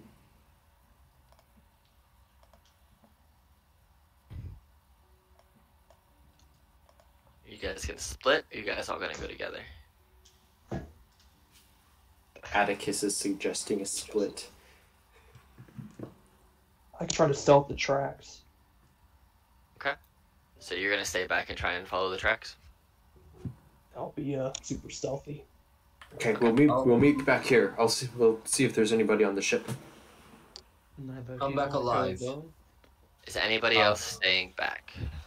Mountain is going with the ship. Okay. I'm gonna stay with the goats. Okay. Morthos, are you going or are you staying? Well, if Mountain's going, then I feel like I should stay. That way both sides has a tank. Okay. Alright, so as Everyone you agree? Fair enough. We actually are now 3 fully efficient parties because Mountain and I can handle ourselves, and you and Silas at the docks will be okay, and Nilo can just pull out some more animals, and he'll be fine too. I'll go swimming. So, as Nilo goes to follow these tracks to kind of figure out where they're coming from, and then you have Silas and Morthos staying with with the goats. All of the animals are confused. Right, you have ducks now. And Atticus and Mountain climb into a rowboat, and they row their way out to these boats. I'm gonna go ahead and flip the screen over to the boat where Atticus and Mountain are. Do you need an athletics for the rowing? It's a pretty easy row, so I Go mean, super the water as you're getting further out towards the boat is getting a little more choppy, but not choppy enough that it throws you off your game because you're both rowing together effectively, which is kind of Also, counterbalancing it. Mountain's a beast as it is. Mm-hmm. So as you guys make it out here, you get onto. You and Atticus see that there is a ladder hanging down the side of this boat. On the side here. Atticus will kind of leap onto it and shout, "Henrique!" and climb up. And you hear a voice call at you a muffled voice, and it says, "Father."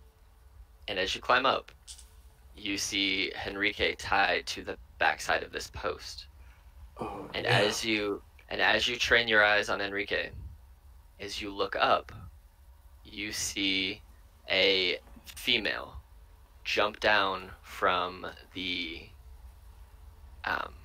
deck above, down beside Henrique. And as soon as you see this face, you have a flashback memory. And in this memory, you see that you are beside another member of the military who you know. Her name is Sindril Galerion. You know that you're at the Battle of the Bloodfields. She runs to you and tells you that she's going to the front line to fight with her men rather than command them from the rear, which as commanding officers was what you and her did frequently. She asked you to go with her, and you told her no, but you also didn't try to stop her. When the battle was finished, and all the dead were being counted, you found her body, dead, and you found on her a picture of her family, and on the back of the picture was a note in childlike handwriting that said, "You're the bravest mommy I know. Don't ever forget that you're my hero, and I want to be just like you when I grow up. Daddy and I love you and can't wait to see you again very soon." Flash forward a short time in this memory, and you're hand delivering this picture back to her family, delivering the news to her husband, who you know as a human man named Jonathan. You look her husband in the eyes as you broke the news that his wife and mother of his daughter has been killed in battle. When recounting the story to Jonathan, small little Halifine walks in and overhears, and immediately openly blames you for not saving her mother and putting her death on your shoulders. You see now, as you come out of this memory, this younger woman. And Mackenzie, if you would like to describe your character, please. Oh shit! Yes. Oh Also, shit, dude! I have a quip for What the Mountain fuck? as she lands, real quick. Mm-hmm. Nice of you to drop in Ah. in my QB. I mean, I was about to shoot an arrow at this character, but if it's Mackenzie's character, What the I'm fuck? not sure I want to do that. But holy smokes! So standing before you is, you recognize a lot of the facial features and things like that because she looks a shockingly large amount like her full elf mother, except for she's got dark brown, almost black hair in comparison to her mother's stark white blonde hair. She stands a good 6'2". She's kind of got a longer tone build, and on her hips are things that you would recognize as the two scimitars that you had brought back as a as kind of a remembrance to her mother's passing. And she has taken up the two swords, and you have found your way onto her ship. Atticus's bow is drawn fully back. As soon as he saw you jump down next to his son, he almost looses an arrow, but the striking similarity to Sindril, he pauses and just for a moment, and he's just struck dumb for a moment. How close are you to Henrique? Right next to him. Okay, I will, in character, hold my action. If you try and touch him, I will try to shoot you. As she jumps down and you recognize what's going on and who this person is, both Mountain will notice because you are very focused right now, dead set focused on what's happening. Mountain, you notice that you guys are not alone on this deck. You notice that behind you, there is a member of the crew. In front of you, there's a member of the crew, and you hear noises below deck. And with that, we're going to flip back over to where the rest of the party is right now. So, we'll put you over the 10 health map. So we got Silas and Morthos. you guys are hanging out with the goats. What are you doing? Are you watching? Are you just hanging out? So this is just like watching out in the sea, thinking about everything that's happened these past couple of days. I like this one better. Plus you're red. Red. So you guys are just hanging out. Mountain and Atticus are gone. Morthos, are you doing anything specific? I am glaring at goat. Just goat glares. Okay. Just for one Nyla. specific one. Fuck that dude. Okay. Are you still changing your arms and stuff? No, I just have a club leg. We're gonna call him Gareth. Just going God forward. damn it, Garrett. Am I Gareth? No, the goat's Gareth.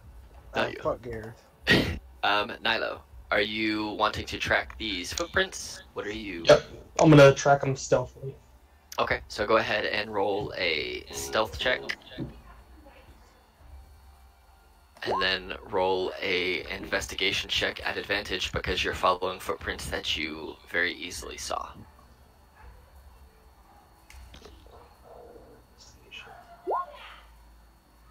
So you're investigating all of these while Mountain and Atticus are in the process of rowing out to the boat. So you spend probably 10 to 15 minutes following them, or 5 to 10 minutes following them one way down the shore, and you see that there is another small dock with what looks to be another horse-drawn little buggy situation, kind of like what you guys are in, as well as 2 dog sleds.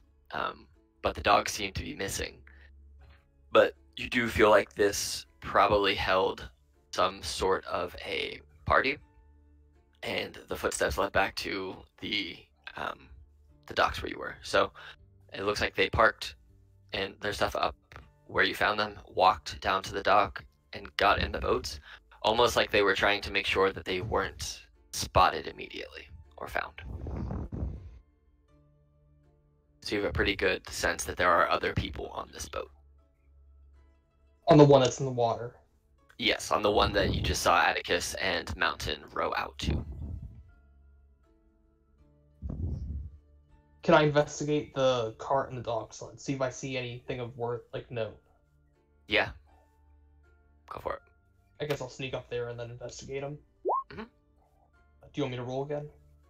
We'll say that that was good enough stealth to get up there. The animals aren't really scared by you or anything like that. You get up there, and as you are investigating, as you're investigating the dog sleds, you see that they have things like leathers and things that would keep them warm while they were traveling. Things like that. There's some rations, there's some food on there. And then while investigating the cart, you find a letter addressed to Enrique Gen, saying that there is plenty of fish and treasures to be found in the sea of floating ice. There are rumors of rare sea animals that you could sell for enormous profits to set up their family for life. And it was addressed directly to him, and with directions on where to leave the things they traveled with and where to walk to find the dock, to then go out and meet the ship which is going to be docked at sea waiting for them to take them on this grand fishing voyage to get the sea animals and the fish and the treasures, so that he would never have to work another day again in his life, and to get his family set. Okay. So you feel like through reading this that Atticus is probably on the ship, and he probably has some sort of crew with him, but you're not sure. Can I tell how long these have been sitting here? The inside of this cart is still fairly warm. It's almost like somebody was sitting here not too long ago. It's still warm from the body heat, but it is cooling down pretty rapidly because you're out in the cold. So. Can I tell anything else from further investigation, or is that pretty much it? That's pretty much it. The rest of the stuff they had was just like their regular travel stuff. So the same kind of things that you guys carry with you to make sure that you can survive the weather, you can make fires and camps and foods and just things that you need. It doesn't seem like this traveling party was very well off. Oh, doesn't seem like they were very well off. So If I loot any gold. go ahead and roll an investigation check. See if you find any.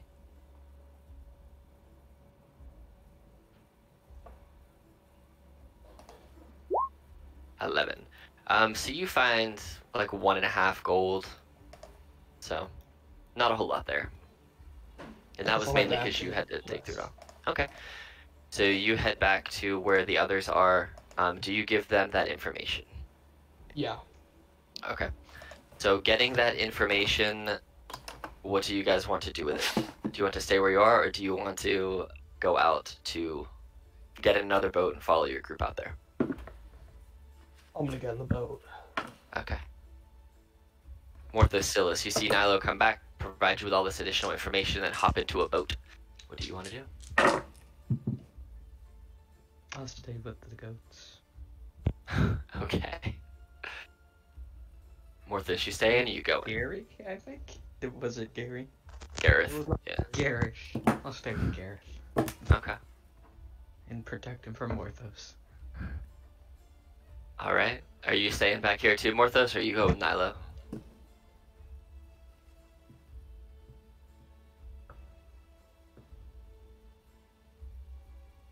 Alright, we'll say Nilo, you jump in a boat and you start rowing yourself out there. So it's gonna take you... My character will Yeah. tell them if they see a flare shoot in the sky, then something's amiss. Okay. Cool. Okay. Alright, so we'll say you jump into a boat and you start heading that way, and then we'll kick back over to the boat. So, all of this going on, the tension is super strong on this boat right now. Mountain, you realize you are not the only people on the ship. You have people beneath you. You have at least 2 other crew members on the top of the ship.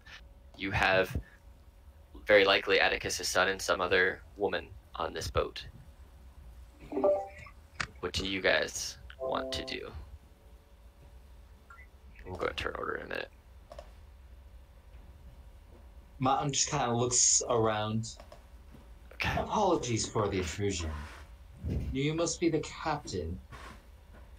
Let my son go. I'm gonna keep my arrow trained on the girl. We saw this ship floating out here. We wanted to make sure everyone aboard was okay. Oh, we're all fine. You have nothing to worry about there. But he, and she'll point directly to Abacus with one of her swords. The sword that's opposite of his son, just to be clear. But he is not. I've been waiting for this day. And today is the day that you will make a choice. Either you die, or he dies. I'm an outsider. I'm going to fire at her. Okay. With that, we're gonna shit. go ahead. And, What? we're gonna go ahead and roll initiative. With that, it's like, well, here we go. Like, Martin just Sorry. it's not a rage. Like, why? It just goes into his rage. All right. So a 25 is gonna hit. I know Yeah, that off the that top of would my head. Okay. So everybody, go ahead and roll initiative, and then I will roll initiative for these other guys. And so the way that this is going to work, just so everyone has an idea of the mechanics, I'm not controlling the character at all that Mackenzie is playing. She has complete. She can do whatever she wants with it. We've talked about Burn the boat down. all kinds of. She has all the information she needs. She can This play is it however she insane. wants. I have zero control over what's about to happen with that game. Yes. So, Sorry, All right. those words would trigger a shot. I'm sorry, guys. all right. So you get hit with a arrow for 6 damage. Okay. So seeing this happen, there is. Sorry. Oh, you're good. Oh, did you not put yourself in there right? Oh. I didn't. Cool. I hadn't rolled yet. Oh, you're gonna be above the first mate because they don't have a +5 to initiative. I can tell you that without even looking. No, they have a 0, so you're very much faster.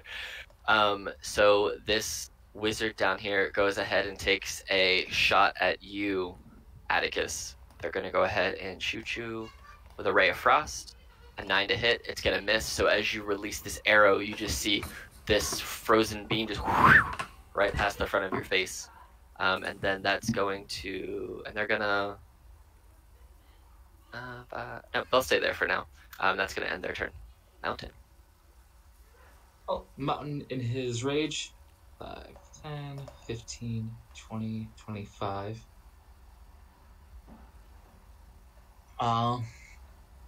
He's gonna go ahead and draw his axe. I recommend you stand down.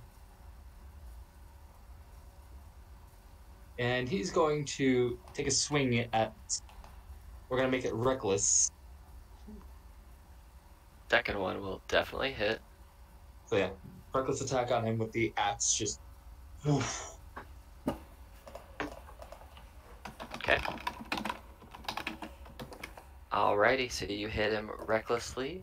Alright, and is that your turn? So that's 16 damage. Because rage. Oh, you're right. Minus. Cool. Okay. Is that your turn? You rage. Yep, that should Any be your chance turn. he can hit the wheel with his tail? Or that be an action? That would be an action. Okay. Because it would be an attack. So. Okay, well, fuel that at the very least, like... If it's a free action, he's gonna put a hand on to one of the spokes of the wheel. And just giving a try me type of look to the guy here. Alright. So that's your turn. Alright. Halifine, you're up. So Halifine being shot at is gonna. It was a crossbow or a short bow? It's short bow. Short bow. He's got an elven hunting bow. She's gonna pull the arrow out and throw it on the ground and pull out her other sword, and she takes the one in her left hand and she turns the hilt towards, so it's facing you, and you see a dark almost black rune attached to it, and she runs the blade along her tongue, and as a bonus action she's gonna activate the storm rune. Oh shit.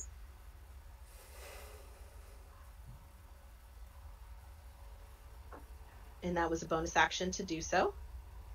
As my action, she's going to take the other sword and she's going to stab it into your son.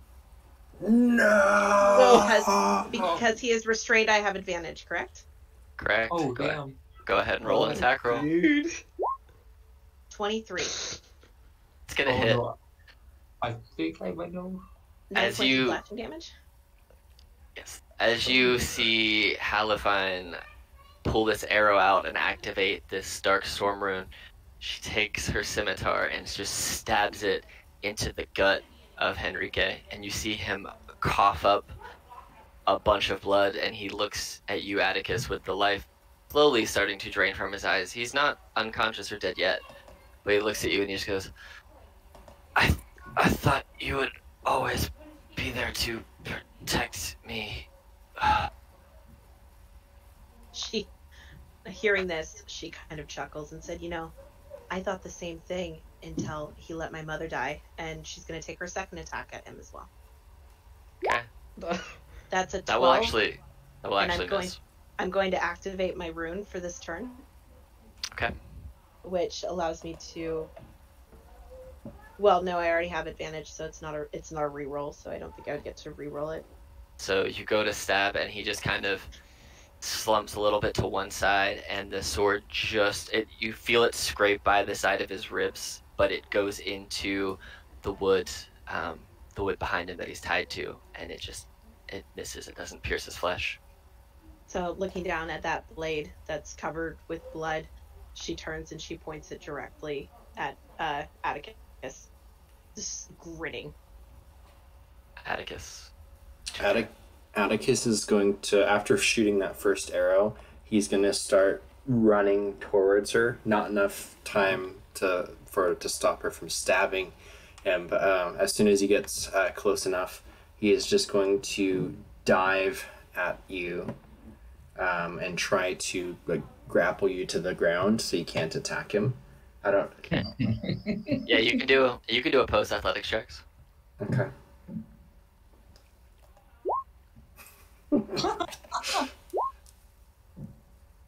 So you dive down to grapple at her, and she just kind of moves, and you fall on your face in front of her, tears streaming down your face because you've just seen her stab through Enrique, looking up at her, kind of that look of not quite hopelessness, but more of absolute despair of trying to save your son. It's almost like you're begging at her feet for her to stop.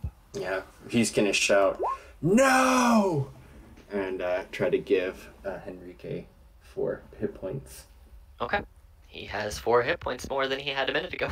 So, okay. All right. So is that your turn? Yeah, that's his turn. Okay. So, you have the pirate first mate who sees what is going on with her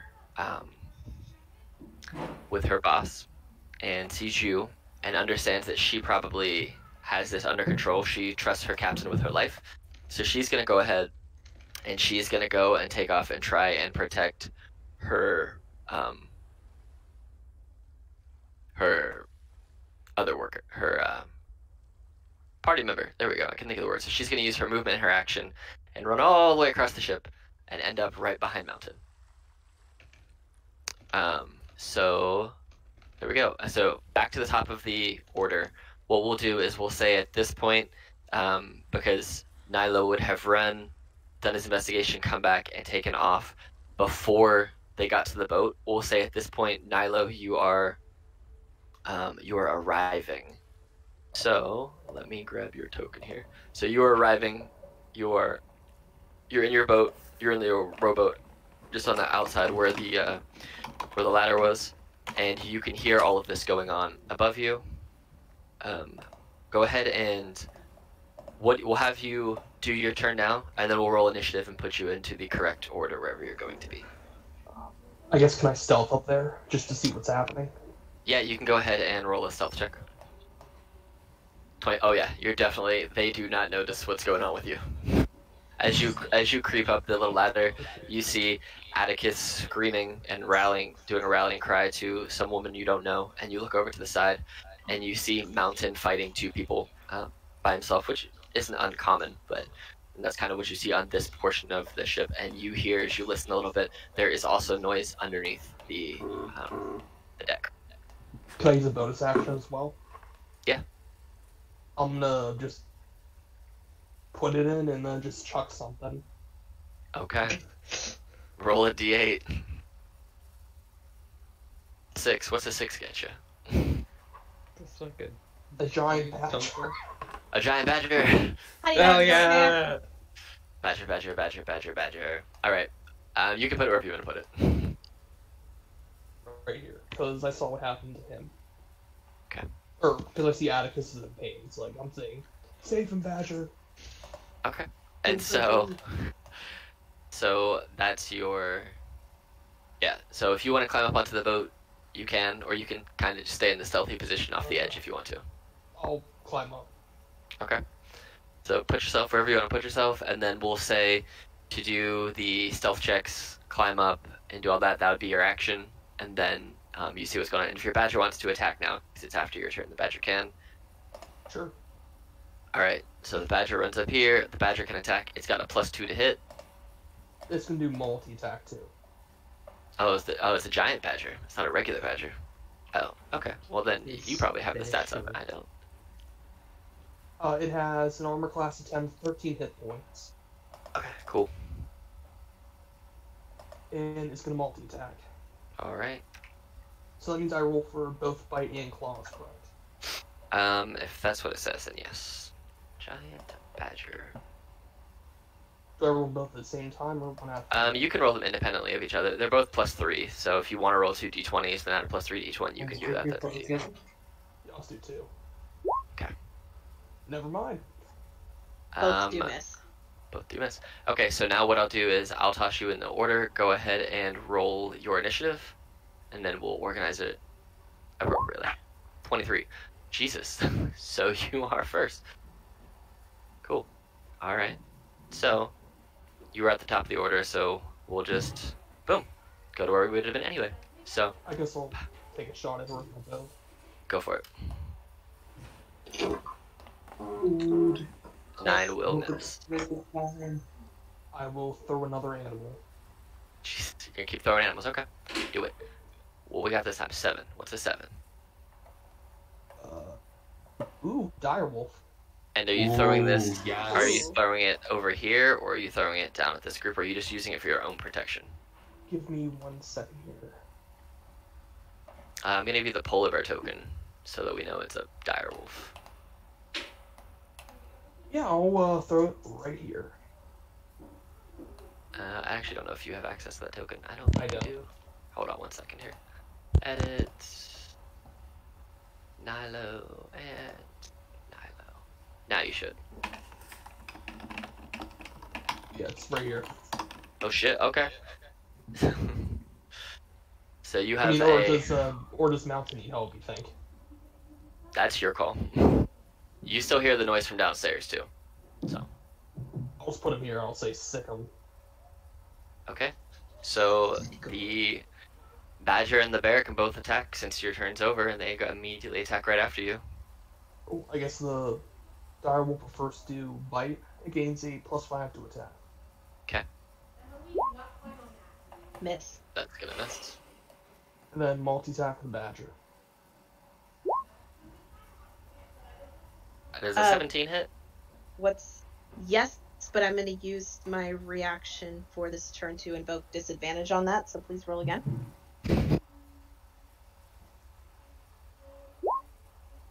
Yeah, definitely not going to take that natural 20, so the 17 will hit. Go ahead and roll damage for one of those. So what do you want to hit him? I'll say the claws hit him. Sounds good.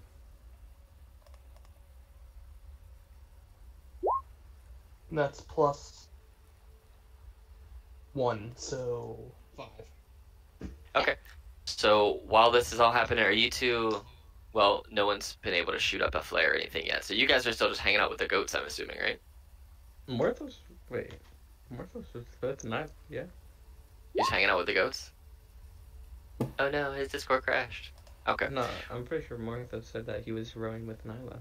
No, I think he said he was staying with you. Well, when he tells us where he's at, we'll go from there. But right now, it is the deck wizard's turn, who's standing right here in front of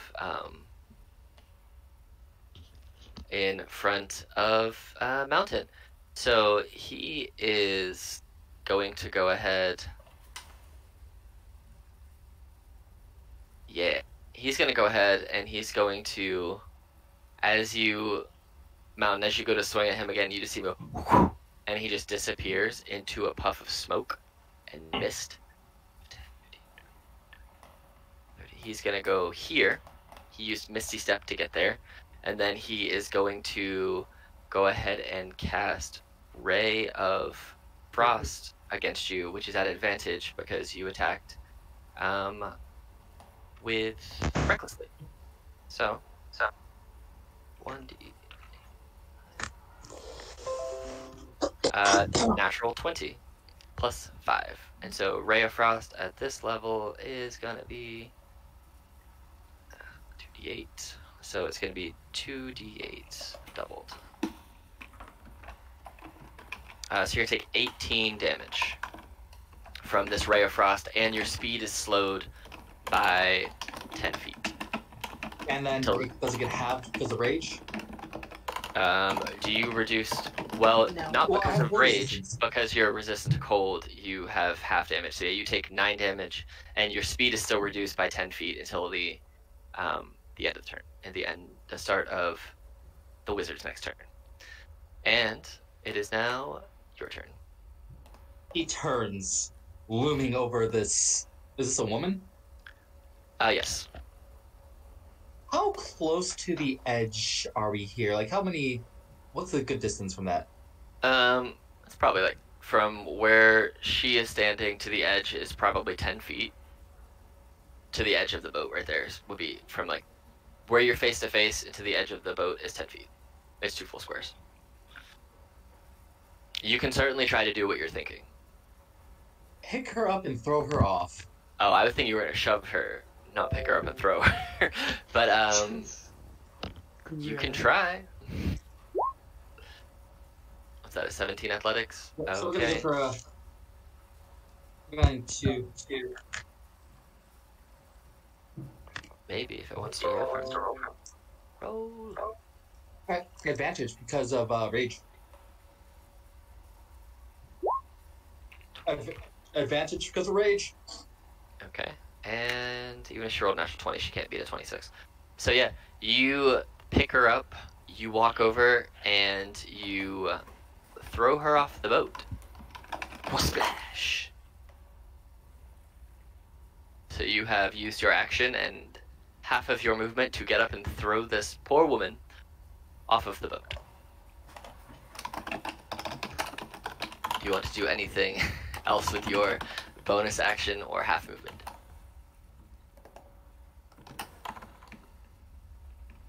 Or is that everything you wish to do? He will cause some. No, wait, he took damage this turn, so his rage continues. Never mind. Yeah. I mean, and even if I would say that because you picked her up and threw her, that would still count towards your rage, keeping it, because you're effectively doing damage by forcing somebody off of a boat. So that you only have half your movement left, because it took half to pick her up and carry her. So he just kind of like moves over here, and actually, there he's gonna kind of be here instead. And next, he just like points at the wizard, like, "You're next." Okay. Hearing this giant splash, you see that there are additional folks that come running out of the ship, out of the layer below, at the assistance of their captain, and I've already rolled for them, but I'll put them in the order. This is their full turn to get up to where you guys are, so once we get to the top of order, once we get back to Nilo, I'll reorganize it to the appropriate people. So, Hadafan, you are surrounded by a badger, a wolf, and a whole bunch of other stuff. I am, but Atticus is on the ground, right? He is prone in front of you. He did dive and miss his shove. Oh. Really? You had to make this easy. I expected you to be a little bit more difficult than your son was, and I'm going to take 2 attacks on him prone on the ground. Okay, they're at advantage because he's prone. AC 16. First one is a natural 20. So the way that we do crit is it's double dice, not max, so that's 15 total for that one. Plus whatever you can do. So 15 plus whatever's rolled, or? No, so I do double the dice roll plus your mod, so you roll a 5 plus your 5 mod, so. Yeah, and then rolling the... Oh, you just double whatever was rolled? Yeah. So 15 okay. total. I just ignore that stupid additional crit thing. Got it. Okay. So 15. And then second attack is a 22. 26 damage. Oof.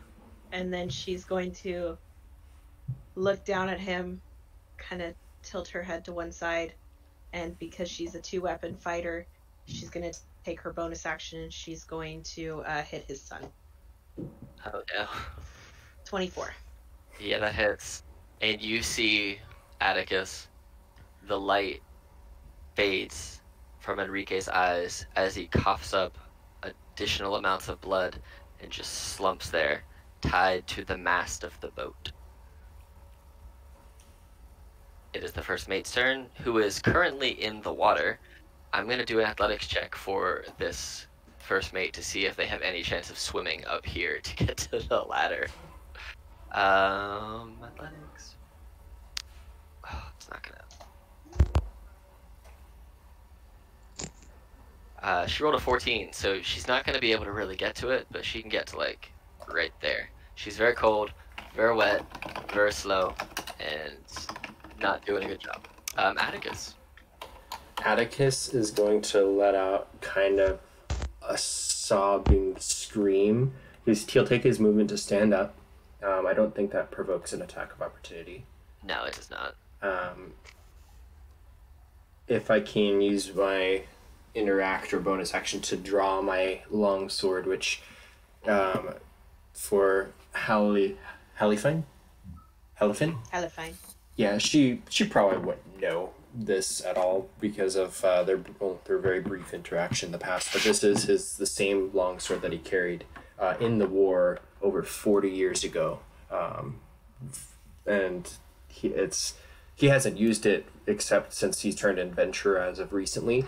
But he definitely preferred his hunting bow from his farm life, and since he doesn't have that, he draws the long sword and he tries to stab you with it, and then he's going to action surge and try to stab you again repeatedly until you are dead.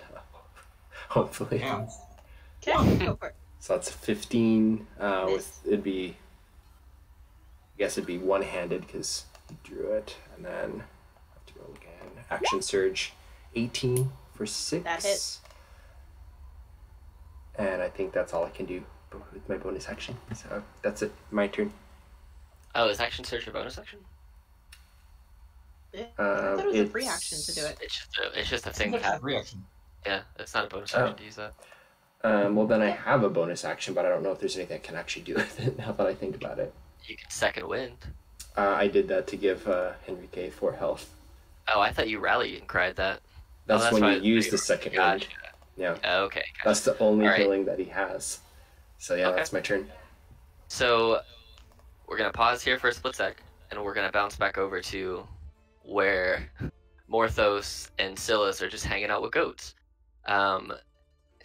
You guys saw the lady get thrown off the edge of the boat, and you saw this towering figure, comparatively, just throw her off the boat and then disappear. So you assume that mountain probably just threw someone off a boat, but you don't know why, and you don't know exactly what's happening. And you see her struggling in the water to swim.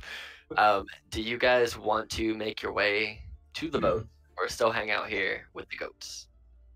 Oh, well, they're having a party over there. They didn't invite us. Huh. What do you want to do, Morthos? I want to go to the boat. Okay. Should So- should I stay behind, or what do you I think? mean, that would be I up don't to you, want. I I guess. don't want these goats to be eaten. And based on what we just saw, I feel like they're handling it pretty okay. I mean, you So- don't know what's going on over there, though. Yeah, but I mean, Mountain just threw someone off a boat. You go over. I'll stay with the goats. And remember, if something's happening, tell Nilo to shoot the flare, and I'll come over. Okay. All right, so Morthos, you'll hop in a boat or swim since you don't take breathing damage and you can be in the cold water and you'd be okay for right now. Over there, and what we'll say is you'll join the party for the next round. So you'll take this round to get to the boat, and then you'll join the mosh boat on the next 4 round. We'll see how everything plays out by the time you get there. Nilo, you're up.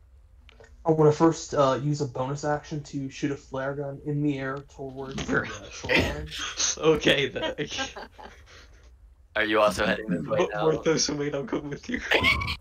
Okay, so you'll both join the party at the beginning of the next turn order. Actually, we'll just do this. I will add you over here now, and then we'll just add you into the order, and we'll just skip you until the next round, just so that you guys have. So go ahead and add your roll initiative.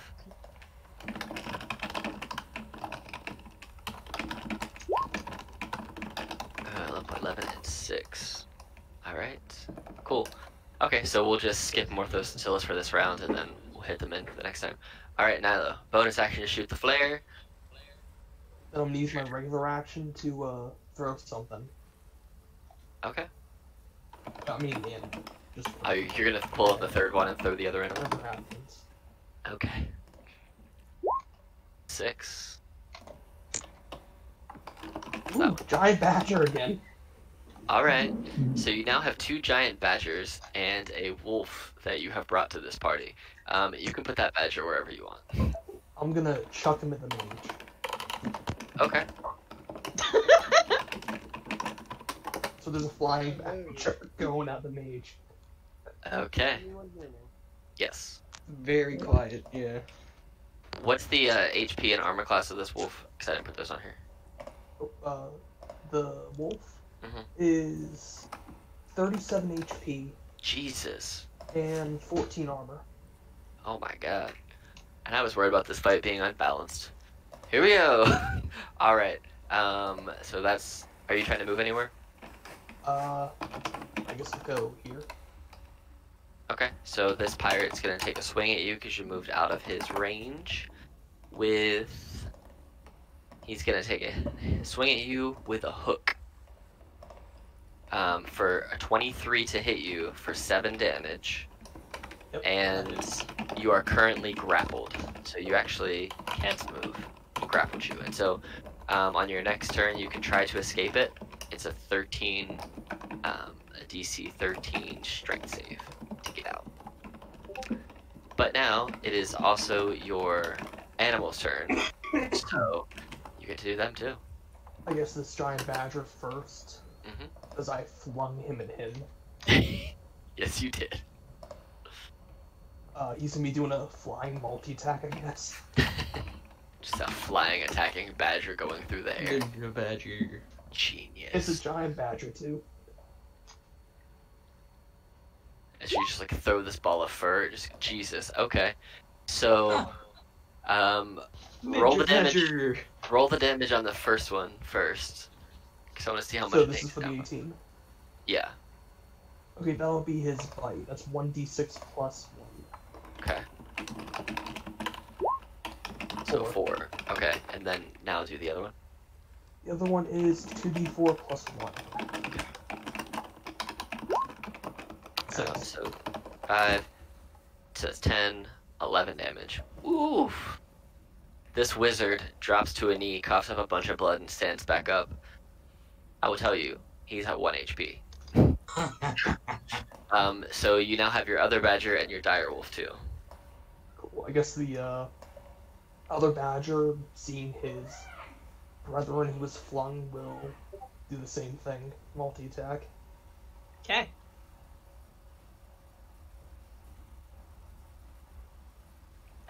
What's the plus on those? Check it. It is a plus 3 each. So Plus 15 3. and a 13. Unfortunately, both of those miss. Okay, then the dire wolf's up. He will do bite, but it should be known he also has pack tactics. So it's plus 5 to hit. 23. That hits. If you No, do have you pack do. tactics, I think you get to roll again. It's advantage, right? With pack Yeah. tactics? Yep. Yeah, so roll again too. Just in case you crit. Yeah, no. Worth a try. Okay, and that's going to be a 2d6 plus 3. Oh, and you also have to make a DC 13 strength saving throw.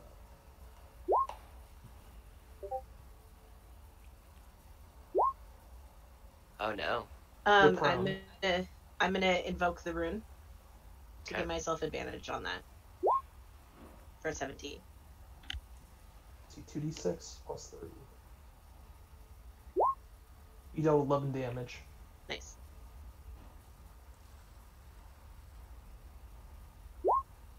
And that's it. Right. Okay, so this wizard who is alive, barely, is gonna go ahead and he's gonna cast a spell at you, Nilo. He is going to cast. Is this a save? I don't think it's a save. Nope. So he's going to hit you with a. Does a 14 hit? 14 does not hit. Okay. On a miss. So you're gonna take half of 4d4 damage, and that is. How much damage? You're gonna take 4. You're gonna take 4 acid damage as he makes this acidic arrow appear and launches it at you, and you just kind of move out the way, but it grazes your shoulder and catches you for 4 damage. So So All what's right. the cost of the blood? it is. Someone just takes a step forward, and he's in the best position right there on that ship. You know why? His tail is in reach of every single one of these three. These guys, that guy, if she climbs up, it will be in reach of her. Who you gonna smack? The wizard. The As wizard. his tail just flies forward and smacks him. He's dead. Basically, it's like, kind of like smacks him in the face, knocking him overboard. Yep. As you, Nilo, you just see Mountain run over and just turn his whip, their spiky tail, and just basically uppercut this wizard into a backflip off the side of the boat and just splash. Exactly running, just kind of like a casual walk because his tail just launched forward in that uppercut type of thing. All right. Is that your turn? He's going, if it can be done as a bonus type of thing, he's going to menace the two crewmates that just came up. Oh, you're just gonna stare at them menacingly. Yes, Okay. so here's an intimidation, just like, You can stare at them. Okay. yeah, he just stares menacingly. All right. So the first pirate, who's standing right in front of Nilo, who actually has you grappled because he's the one that hooked you as you ran away. And I don't think we get advantage on grapple check on attacks when you're grappled. I don't think that's how that works. I think you just don't get to move, if I recall. Let me double check. Hopefully. 0. You're not incapacitated. Yeah, you just can't move. That's all. So he is going to swing at you with his hammer, since he's got you hooked with his hook. So that is a 13 to hit. Wow, I cannot roll. Misses. Okay, so that is his turn. He's just going to hold you grappled. And this other pirate is going to move up here in front of Mountain, and he is going to take a hook attack at you. That's a 16 to hit. Nope. Nope, it misses. All right. So, Morthos, you and Silas are currently traveling to the boat. Halifan. So, not getting hit by Atticus, she just kind of chuckles, and then I did hit you once. Did you hit me once? I hit you Oh, you're once right. on the second one. I'm sorry, the animals are more of an annoyance than you are. So she's going to look down at the blood that's got Atticus's son on it, and she slowly turns the blade so it's facing upwards, and in showing you the hilt of this sword has a red gem in it. And as the blood trickles down the blade, it lands on the gem, and the gem seems to absorb the blood. And as it does, she activates this rune as a bonus action. And this is going to be the Rune of Giant's Might. Oh. You're evil, using my son's... I'm going to kill you. I'd like to see you try. And with that, she will grow to a size large.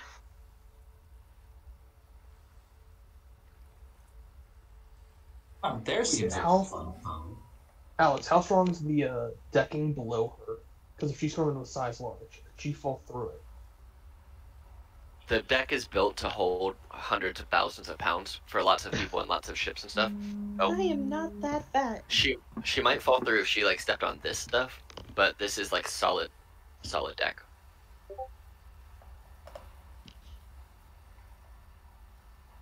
But yeah, that was your bonus action. What do you want to do with your actions? And then I'm actually going to take an attack at the direwolf. Go for it.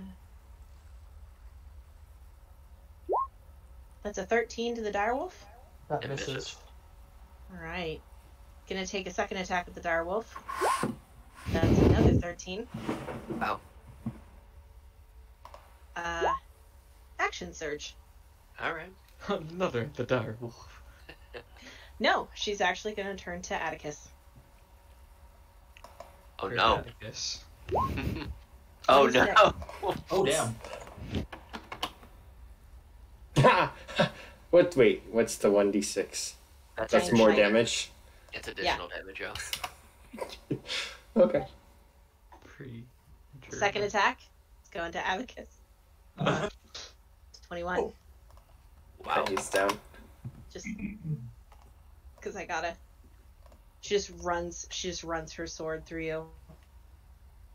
You guys see Mountain, you see as you turn for a second because you hear her swiping through Atticus, and both Morthos and Silas, who were just getting to the boat and kind of peeping their head up top, you see Atticus just get run through by this giant hulking behemoth of a woman who you've never seen and has some sort of pissed off issue with Atticus, who is now bleeding out on the base of this boat. You still have your movement if you want to move anywhere. I do, but I also have 2 things that would get an attack of opportunity on me, so I'm gonna stay right there and just grin down at the bleeding body. Okay. Alright. This pirate lady's gonna try and do an athletics check and get to the boat to be able to climb up the boat. +4. Let's see. Is she even gonna do it? She rolled an 11. So she gets to, like, she's able to climb into the boat that Nilo rolled up in. But that's it. She can't get onto the big boat. She's just kind of sitting in the other boat. So, Atticus, that save. Here we go. There is a death save button on Roll20, or on D&D Beyond, isn't there? Yeah. I don't know. Click on Okay. Well, I'll just do Roll20. Well, you. Oh my god! You, Of course you do. so you immediately, after getting run through and seeing her kind of smirk, you immediately fall to the ground. The thought of Henrique dying and the loss of your family due to old age and due to not being able to save Halifine's mother or convince her out of the war, going to fight, it snaps you back to, and you immediately wake back up with 1 HP at the beginning of your turn. You have your whole turn. On. From the ground, I'm just going to kind of clutch at my sword where it fell, and I'm just going to look at kind of the gold inlaid pommel, and then I'm just going to try to chop her leg off. Damn. But I missed. Oh no. She jumps over it, and just you hear a shout of, "Why won't you stay dead?" I'm gonna, for flavor, if I can, I will use my. Do I get a full action or just 1 action? A full turn? It's your full turn. Okay, so I will like pull myself up, and then I'm just gonna like take another like swing at you, but it's so weak and easy to dodge. It's not an actual attack. It's just he like slices and then gets up, and then he tries to swing again, but it's like hopelessly inefficient and misses, and that's his turn. Right, and we are up to Silas. You guys, oh no, that's still your turn. You're getting to the boat. This pirate bosun, who is beside Atticus, sees that you're going down and coming up. He's actually going to try and take out some badgers. So he's going to move between the badgers.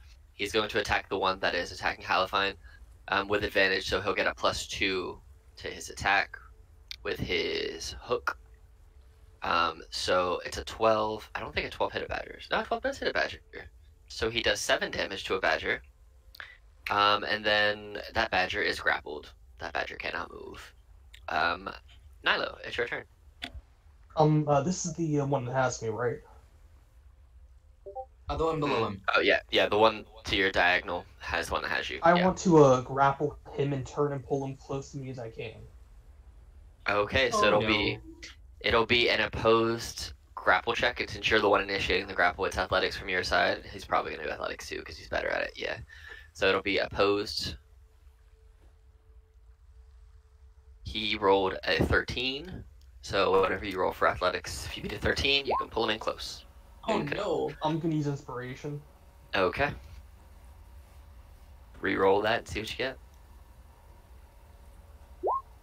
Yes. Oh yeah. Nice.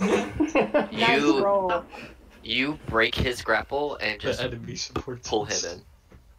And I want to use the bonus action to use my flare gun, put it in his mouth, and pull him through. Oh shit. God damn. Okay. We're gonna say because you beat him with a natural 20 on your athletics, even though you have a -1.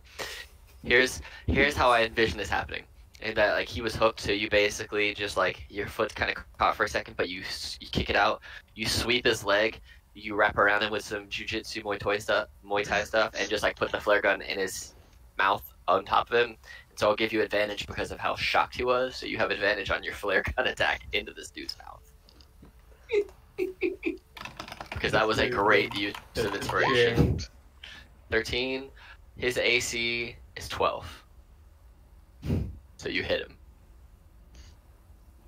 Hey, Dandy Man. He is not dead, but he's never going to eat the same way again, and he's never going to feel the affection of a kiss of another person in his life. You have permanently deformed this man.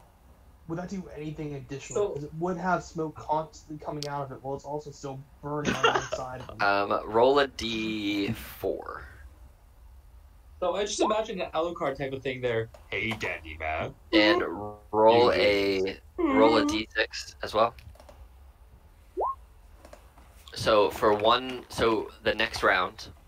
So I'm gonna roll a d6 right now too, and this will be additional damage he takes right now from his flame. So he'll take an additional 2 damage right now, and then for 1 round after this one, he'll take 4 fire damage. Basically, from fire and smoke inhalation, he'll take an additional d6 worth of damage. Or additional, he'll take 4 damage next turn, in addition to whatever you roll, which he might die. So, Also, I guess at the end of my turn, I'm going to stare him in the eyes, and then I'm going to stare at the one next to me. I'm going to say, you're next. Alright, and you have all these animals now under your control. Yep. I guess this badger will avenge his brethren and multi-attack this pirate. And it's at advantage with pack tactics, I think, right? Yep. Yeah, so it's at advantage. So what would happen with advantage if I use multi-attack? You get advantage on both attacks. Ooh. Mm-hmm. Okay. So this is the first 2? Okay. So your first attack the first one. Yes. So that will miss. Second one. That will hit. Yeah. With a bow? So we'll basically, whatever the first attack is listed in the order will be your first roll, and the second attack on that stat sheet is the second roll. Sorry about that. No, you're good. Okay, that'll be claws. That is 2d4 plus 1. So, 6 damage. Okay. Alright. And then you have the other badger and the wolf. The badger he's clawed to will multi-attack him while he's clawed, just saying, like, this is vengeance. And it's still, both the badger attacks are at advantage because of, they're doing back tactics. Nope. That will miss. And that will hit. Yeah, 15. That'll hit.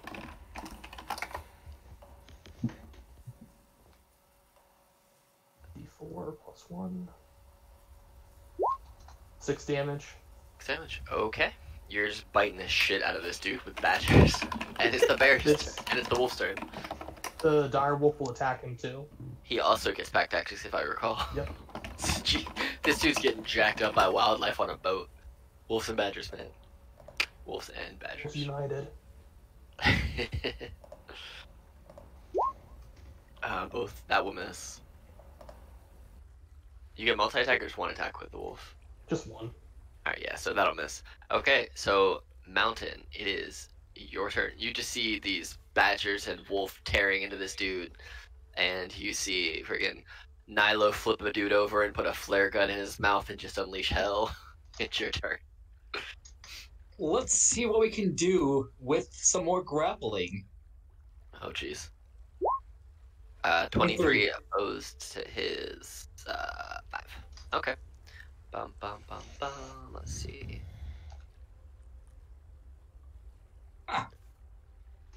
He rolled an 11. So yeah, Mountain's basically just gonna... So what we'll do here is Mountain kind of circles around him, grabs him by the waist, and suplexes him over the side. Okay. I'm gonna roll a dex save because you're suplexing him, so I want to see if he misses and breaks his neck on the edge of the boat as you take him over. What the hell? And he's got a +0, so it's gonna be a straight d20. And I'm basically gonna say the DC to avoid neck break is like 13. So if he gets 13 or above, Damn. he saves. If he does not, his neck will break on the way down. And he would be dead. Oh, he's dead. Oh, let's just imagine a big mountainous cat just grabs you by the waist and suplexes you, breaking your neck on the railing, just letting you go. Basically, what happened was, Mountain, you misjudged how far you were from the edge of the boat as you suplexed him, thinking you were throwing him off the boat. But as you suplex him, you hear and you feel the of his neck and his spine compressing. And as you look over, he just slips off the edge of the boat into the water. Lay dead. Whoops. Yeah. Is Looks that up your to the turn? other guys. Sorry, my badgers. I'm sorry. Was that your friend? All right. The other pirate who is currently grappled with a gun in his mouth, a flare gun in his mouth, he's just gonna try and hit Nilo, since dude's got a gun in his mouth.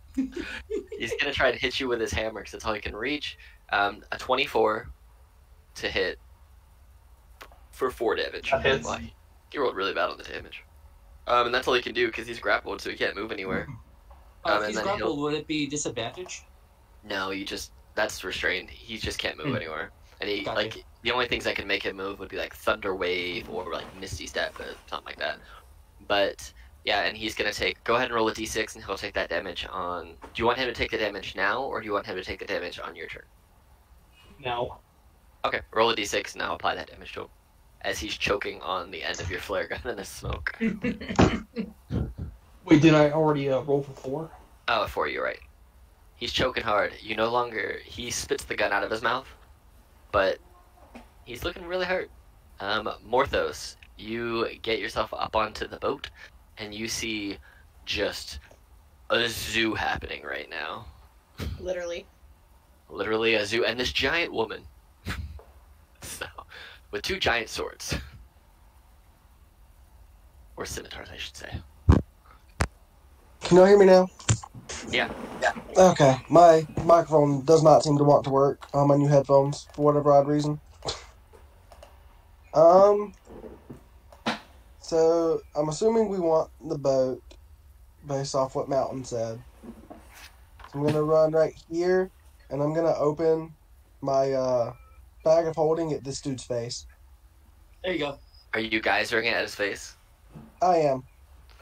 Okay. So, just so people know, this is what Geyser does. It's from a different piece of equipment. It's Geyser, from I know exactly. it's from the decanter of endless water. Yes. So I'm just basically saying he made one because he has his whole bag of holding full of water. So this dude who was grappled has to make a DC 13 strength saving throw. Let's see, he might actually make this save. I doubt it, but maybe. No, he rolled a natural 1. Wow. So he spits the gun out of his face, only to be unveiled with a geyser of 30 gallons of water in his face. And then he's pushed 15 feet away, which means that this dude is just launched off the boat, taking it. And he can't take attacks of opportunity because that wasn't an optional choice. He's just blasted off the boat into the water. And the Wile E. Coyote, he runs too far off the edge of the cliff kind of thing, and then he looks back and forth, and then looks down. That's what happens. And he just... He also takes 1d4 bludgeoning damage. Oh, snap. So give him the damage. And then I want to look at the giant lady, because I'm assuming this is her boat. And I'm like, don't make me sink it. And I'm going to point threateningly towards this nice, wonderful hole with my geyser of holding. Geyser holding. All right. Helipine. She just kind of chuckles, and the chuckle is like loud and reverberating because she's large now. And she says, I spent my whole life looking for this man, and I've accomplished this. Take out my boat if you will. I do not care. And she will take 2 swipes. The first one will be at advantage as she activates the Storm Stone against Atticus. So. Oh, snap. 24. That's gonna hit. You're back down again. He's down again.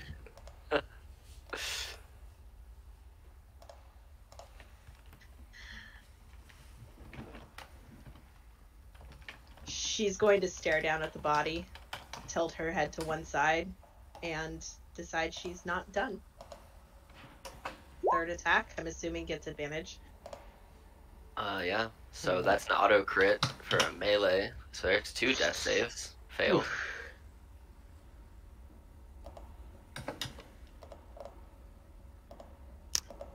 And then with her bonus action, she's going to turn to the badger.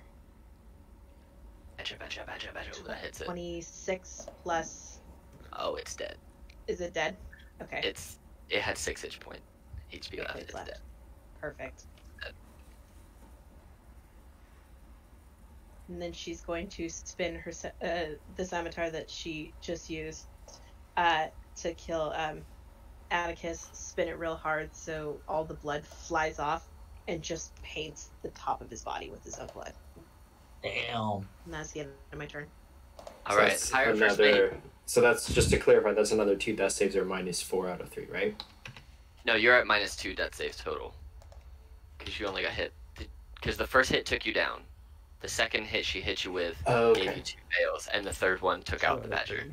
So Yeah, that so you're should at be 2 at death. 2 out of 3. Okay. Yep. So so the the first- 3 death saves. This first mate pirate, who is just having the worst possible time to try and get up this boat, is gonna try and get up this boat. She rolled a 2, God. but she can see Silas though, because he's at the bottom of this boat now. So she's just gonna throw a javelin at Silas and see if she can even hit him. What do you do? Wow. She rolled a 7. She's on this, just whew, and misses. That's her turn.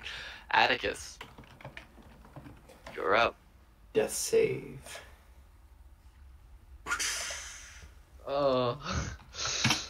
Oh You no. see Morthos beside Atticus. You see him take his last breath, and his body seems to fall cold and lifeless beside you. Silas. Wow. Okay. I'm gonna push this girl in the water. Go ahead and make an athletic check versus an athletic check. Watch her roll good on this one. Could I do acrobatics? Sure, Awesome. sure, because the boat's like floating back and forth. Doesn't matter. Okay. Wow, she rolled Okay. a 6, and Ugh. Just Damn. imagine, you remember the fight on top of the water wheel in Pirates of the Caribbean? I'm just imagining something like that on a rowboat, as it's just like Aura in the armory, where they're just like on a the seesaw type thing. The 2 ends of the rowboat just going up and down as they try to fight each other. Yeah. But that's my turn. so this pirate bosun who is out in the water is going to make an athletics check to see if they. Actually, I'm going to roll an open d20. If they can roll a 15, a 12 or above, and can swim well. Let's see. No, they get caught in the tide. They start getting pulled under and further out to water. So they get pulled out there. So this pirate's getting pulled further away. Nilo. I guess first, would you want me to do this? To use bonus action, use an item to just hold a dagger above his head and drop it. You can. So you have bonus action attacks that you can do as a 2-weapon fighting rogue because it's a light weapon. So if you wanted to do that as your bonus action, you could Yeah, I drop want a to do that as dagger. my bonus action. What were you gonna do on your action? I'm gonna take a shot at her. So you can't because you have to Can I use my get 2 bonus hands first? to use the bow. No, you'd have because if you you could, but if you drop the dagger, you wouldn't then have enough capability left to pull your bowstring to fire a bow. Can I drop a dagger on him and then throw a dagger at her? Yeah, you can totally do that. Yep, you can definitely do that because they're basically two hands, one in each hand. So, and you just roll the same attack for both. Yeah, it'd just be a dagger attack. Oh, sorry. That will hit whoever you're throwing at. That will hit them, and then the second one is going to be at the guy who's in front of you. Yeah. That will hit, Cool. and you get sneak attack on your first one because your bear is there. Technically, when I have sneak attack on the first one, or against him, is You can have the sneak. You mountain can have there? sneak attack on either one of them because you technically have it, but you get it once. So I'll let you choose who you want to do it on. I'll do it on her. Just Okay. I'm gonna hit him first, damage wise. Okay. 7. 7. He is almost dead. Then for the dagger against her, 7. and sneak attack, So 13. 13. Yep. And then it's up for the badger's gonna run in and jump at her for multi attack. Okay. This badger's gonna run up and do the attacks. All right, and he'll get advantage because On of both. pack tactics, right? Yep. Yeah. First one, that's plus 3. So 16 hit. Yep, that hits. Yeah. Yeah, that 13 Okay. damage was for you. Okay. Alec. Let's try the second one. 15. 15 misses. Okay, so the first one will be a bite. That is 1d6 plus 1. 3. Got it. And the direwolf will hit. He has a That hits. okay, and then that is a 2d6 plus 3. And you have to make a DC 13 strength saving throw. Okay. Will you roll me damage first so I can keep track of that? Yeah. Thank you. 11 damage. Oop, oop, oop, oop. Oh, are you starting to look? Oh, that's a 10. Oh no. So what happens on a failed strength saving throw? You're not prone. You have advantage because you're giant now, right? Oh, I do. You are Can you absolutely... knock something bigger than you prone? He's considered... She's a large, and I think the direwolf is a large, isn't it? Oh, then yeah. Large beast. Yep, so they're both larges, so yeah. Let me get my second one. 14. Barely, yeah.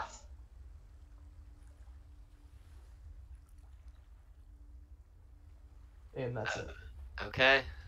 Mountain, you just breaknecking somebody over the side of the boat, seeing a pirate get blasted away with a geyser, and Atticus falling. What do you do?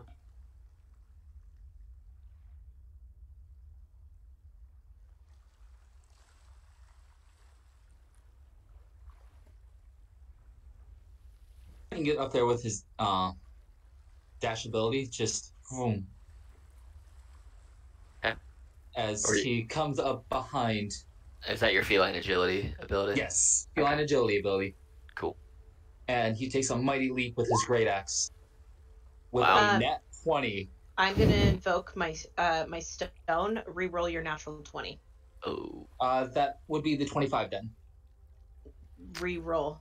You have to do a reroll. It's a reroll. Okay, It's a complete reroll. not a problem. Miss. Those stones, man. Okay then. Mm-hmm. Wouldn't it be another reroll with advantage? He doesn't have flanking. There's no way to get it because he's on a different level than the Unless bear. I make it reckless. You could make it reckless. Yeah. There you go. You missed. But Here's you're the shot. it's worth a shot. So now all attacks against you are at advantage until your next turn. But yeah, cool. Alrighty. Pirate, who is in Nilo's face. He's looking real hurt himself. He's just gonna go ahead and he's gonna try and hammer attack his way out of this. Bam. 24 to hit for 4 damage. Yeah.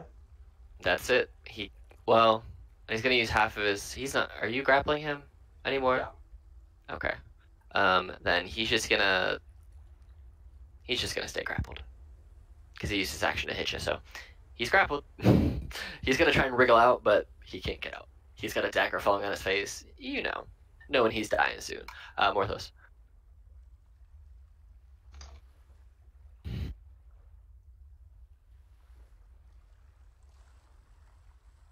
Oh no, his microphone might be muted or broken. There he is. I was muted. Sorry. You're good. I'm going to move right here on top of Atticus's dead body. I'm sorry, Atticus. I'm going to stand on you. And I'm going to cast. Do you have a token for Tasha's Caustic Brew? No, it's just a straight line. Okay. I'm going to cast that. Okay. It's what, a 30-foot straight line, I believe? Yeah.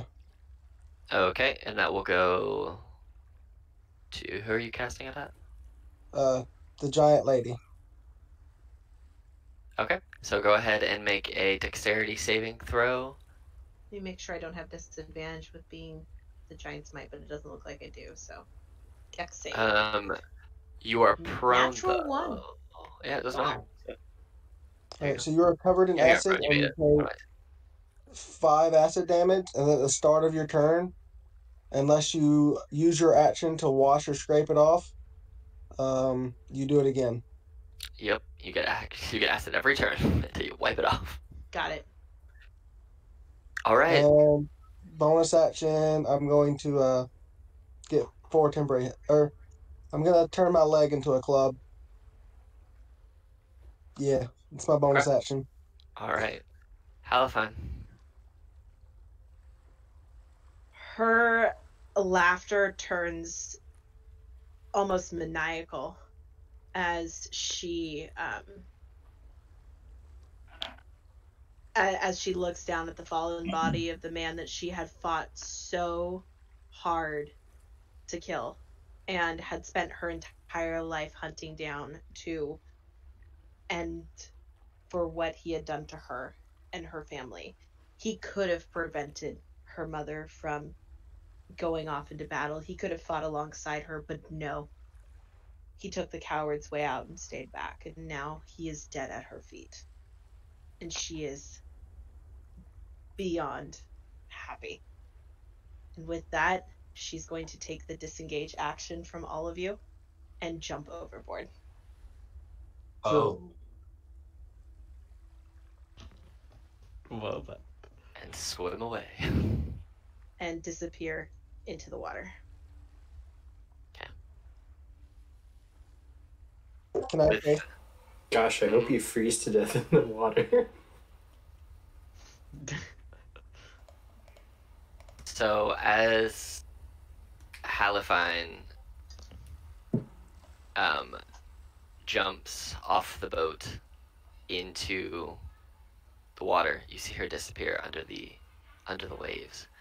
You see Atticus laying there, dead at his son's feet. His son does not seem to actually be dead. He's just very messed up, unconscious, but still very slightly breathing. You see the first mate hearing the giant splash from her pirate captain who has jumped overboard. She realizes that this is not a fight that she can win, so she does the only thing that she knows. She takes her longsword, she puts it to her chest, and rams it through herself. And falling off of the boat that Silas is on, you see her slowly sink to the bottom. This man here, Bosun, by the time it comes back to your turn, you will kill him. He only has 2 HP. You finish Can I up not kill with... him? You can not kill him if you want to. I want to. Yeah, when it's my turn, I'm gonna knock him. Okay. So you see all goes quiet, bar the only crew member left on the ship, who Nilo promptly knocks unconscious. You have in front of you blood, the remnants of battle, a fallen comrade, and animals who are there to do your bidding. And I think that's where we're going to end for today. A little bit of fluff. Mountain kind of just comes down, looks down at his friend's corpse, puts his hand over his face and closes his eyes. He picks up Atticus's sword along with the sheath, and he adds that to his arsenal so Atticus can fight on with them. Good kitty cat. And we will pick up here next time. Wow, that was amazing. Thank you, Mackenzie, for playing the character. I appreciate it. Thank you I for That was fantastic. thank you for inviting me. I would like it to be known that this whole thing was Alex's idea, not mine. It was Alex's plan to kill Atticus all along. You really there need was- to, Adrian. there We'll all was- remember Couldn't this. we still technically save Atticus by getting him back to the temple? You can certainly try. I will say I have never actually had a real true character death with D&D like this. So thank you for both Mackenzie and Alex for the first time experience. It was quite epic, and I'm most excited by it. Yes. All right. Well, we will pick up there on fucking on the 22nd, which is our next scheduled session, I believe. So, everybody, have a good night. Yes, baby, give me a second. Recording, so Alrighty. you can go ahead. I don't even know what I'm supposed to grab you. What am I getting? And where's it at?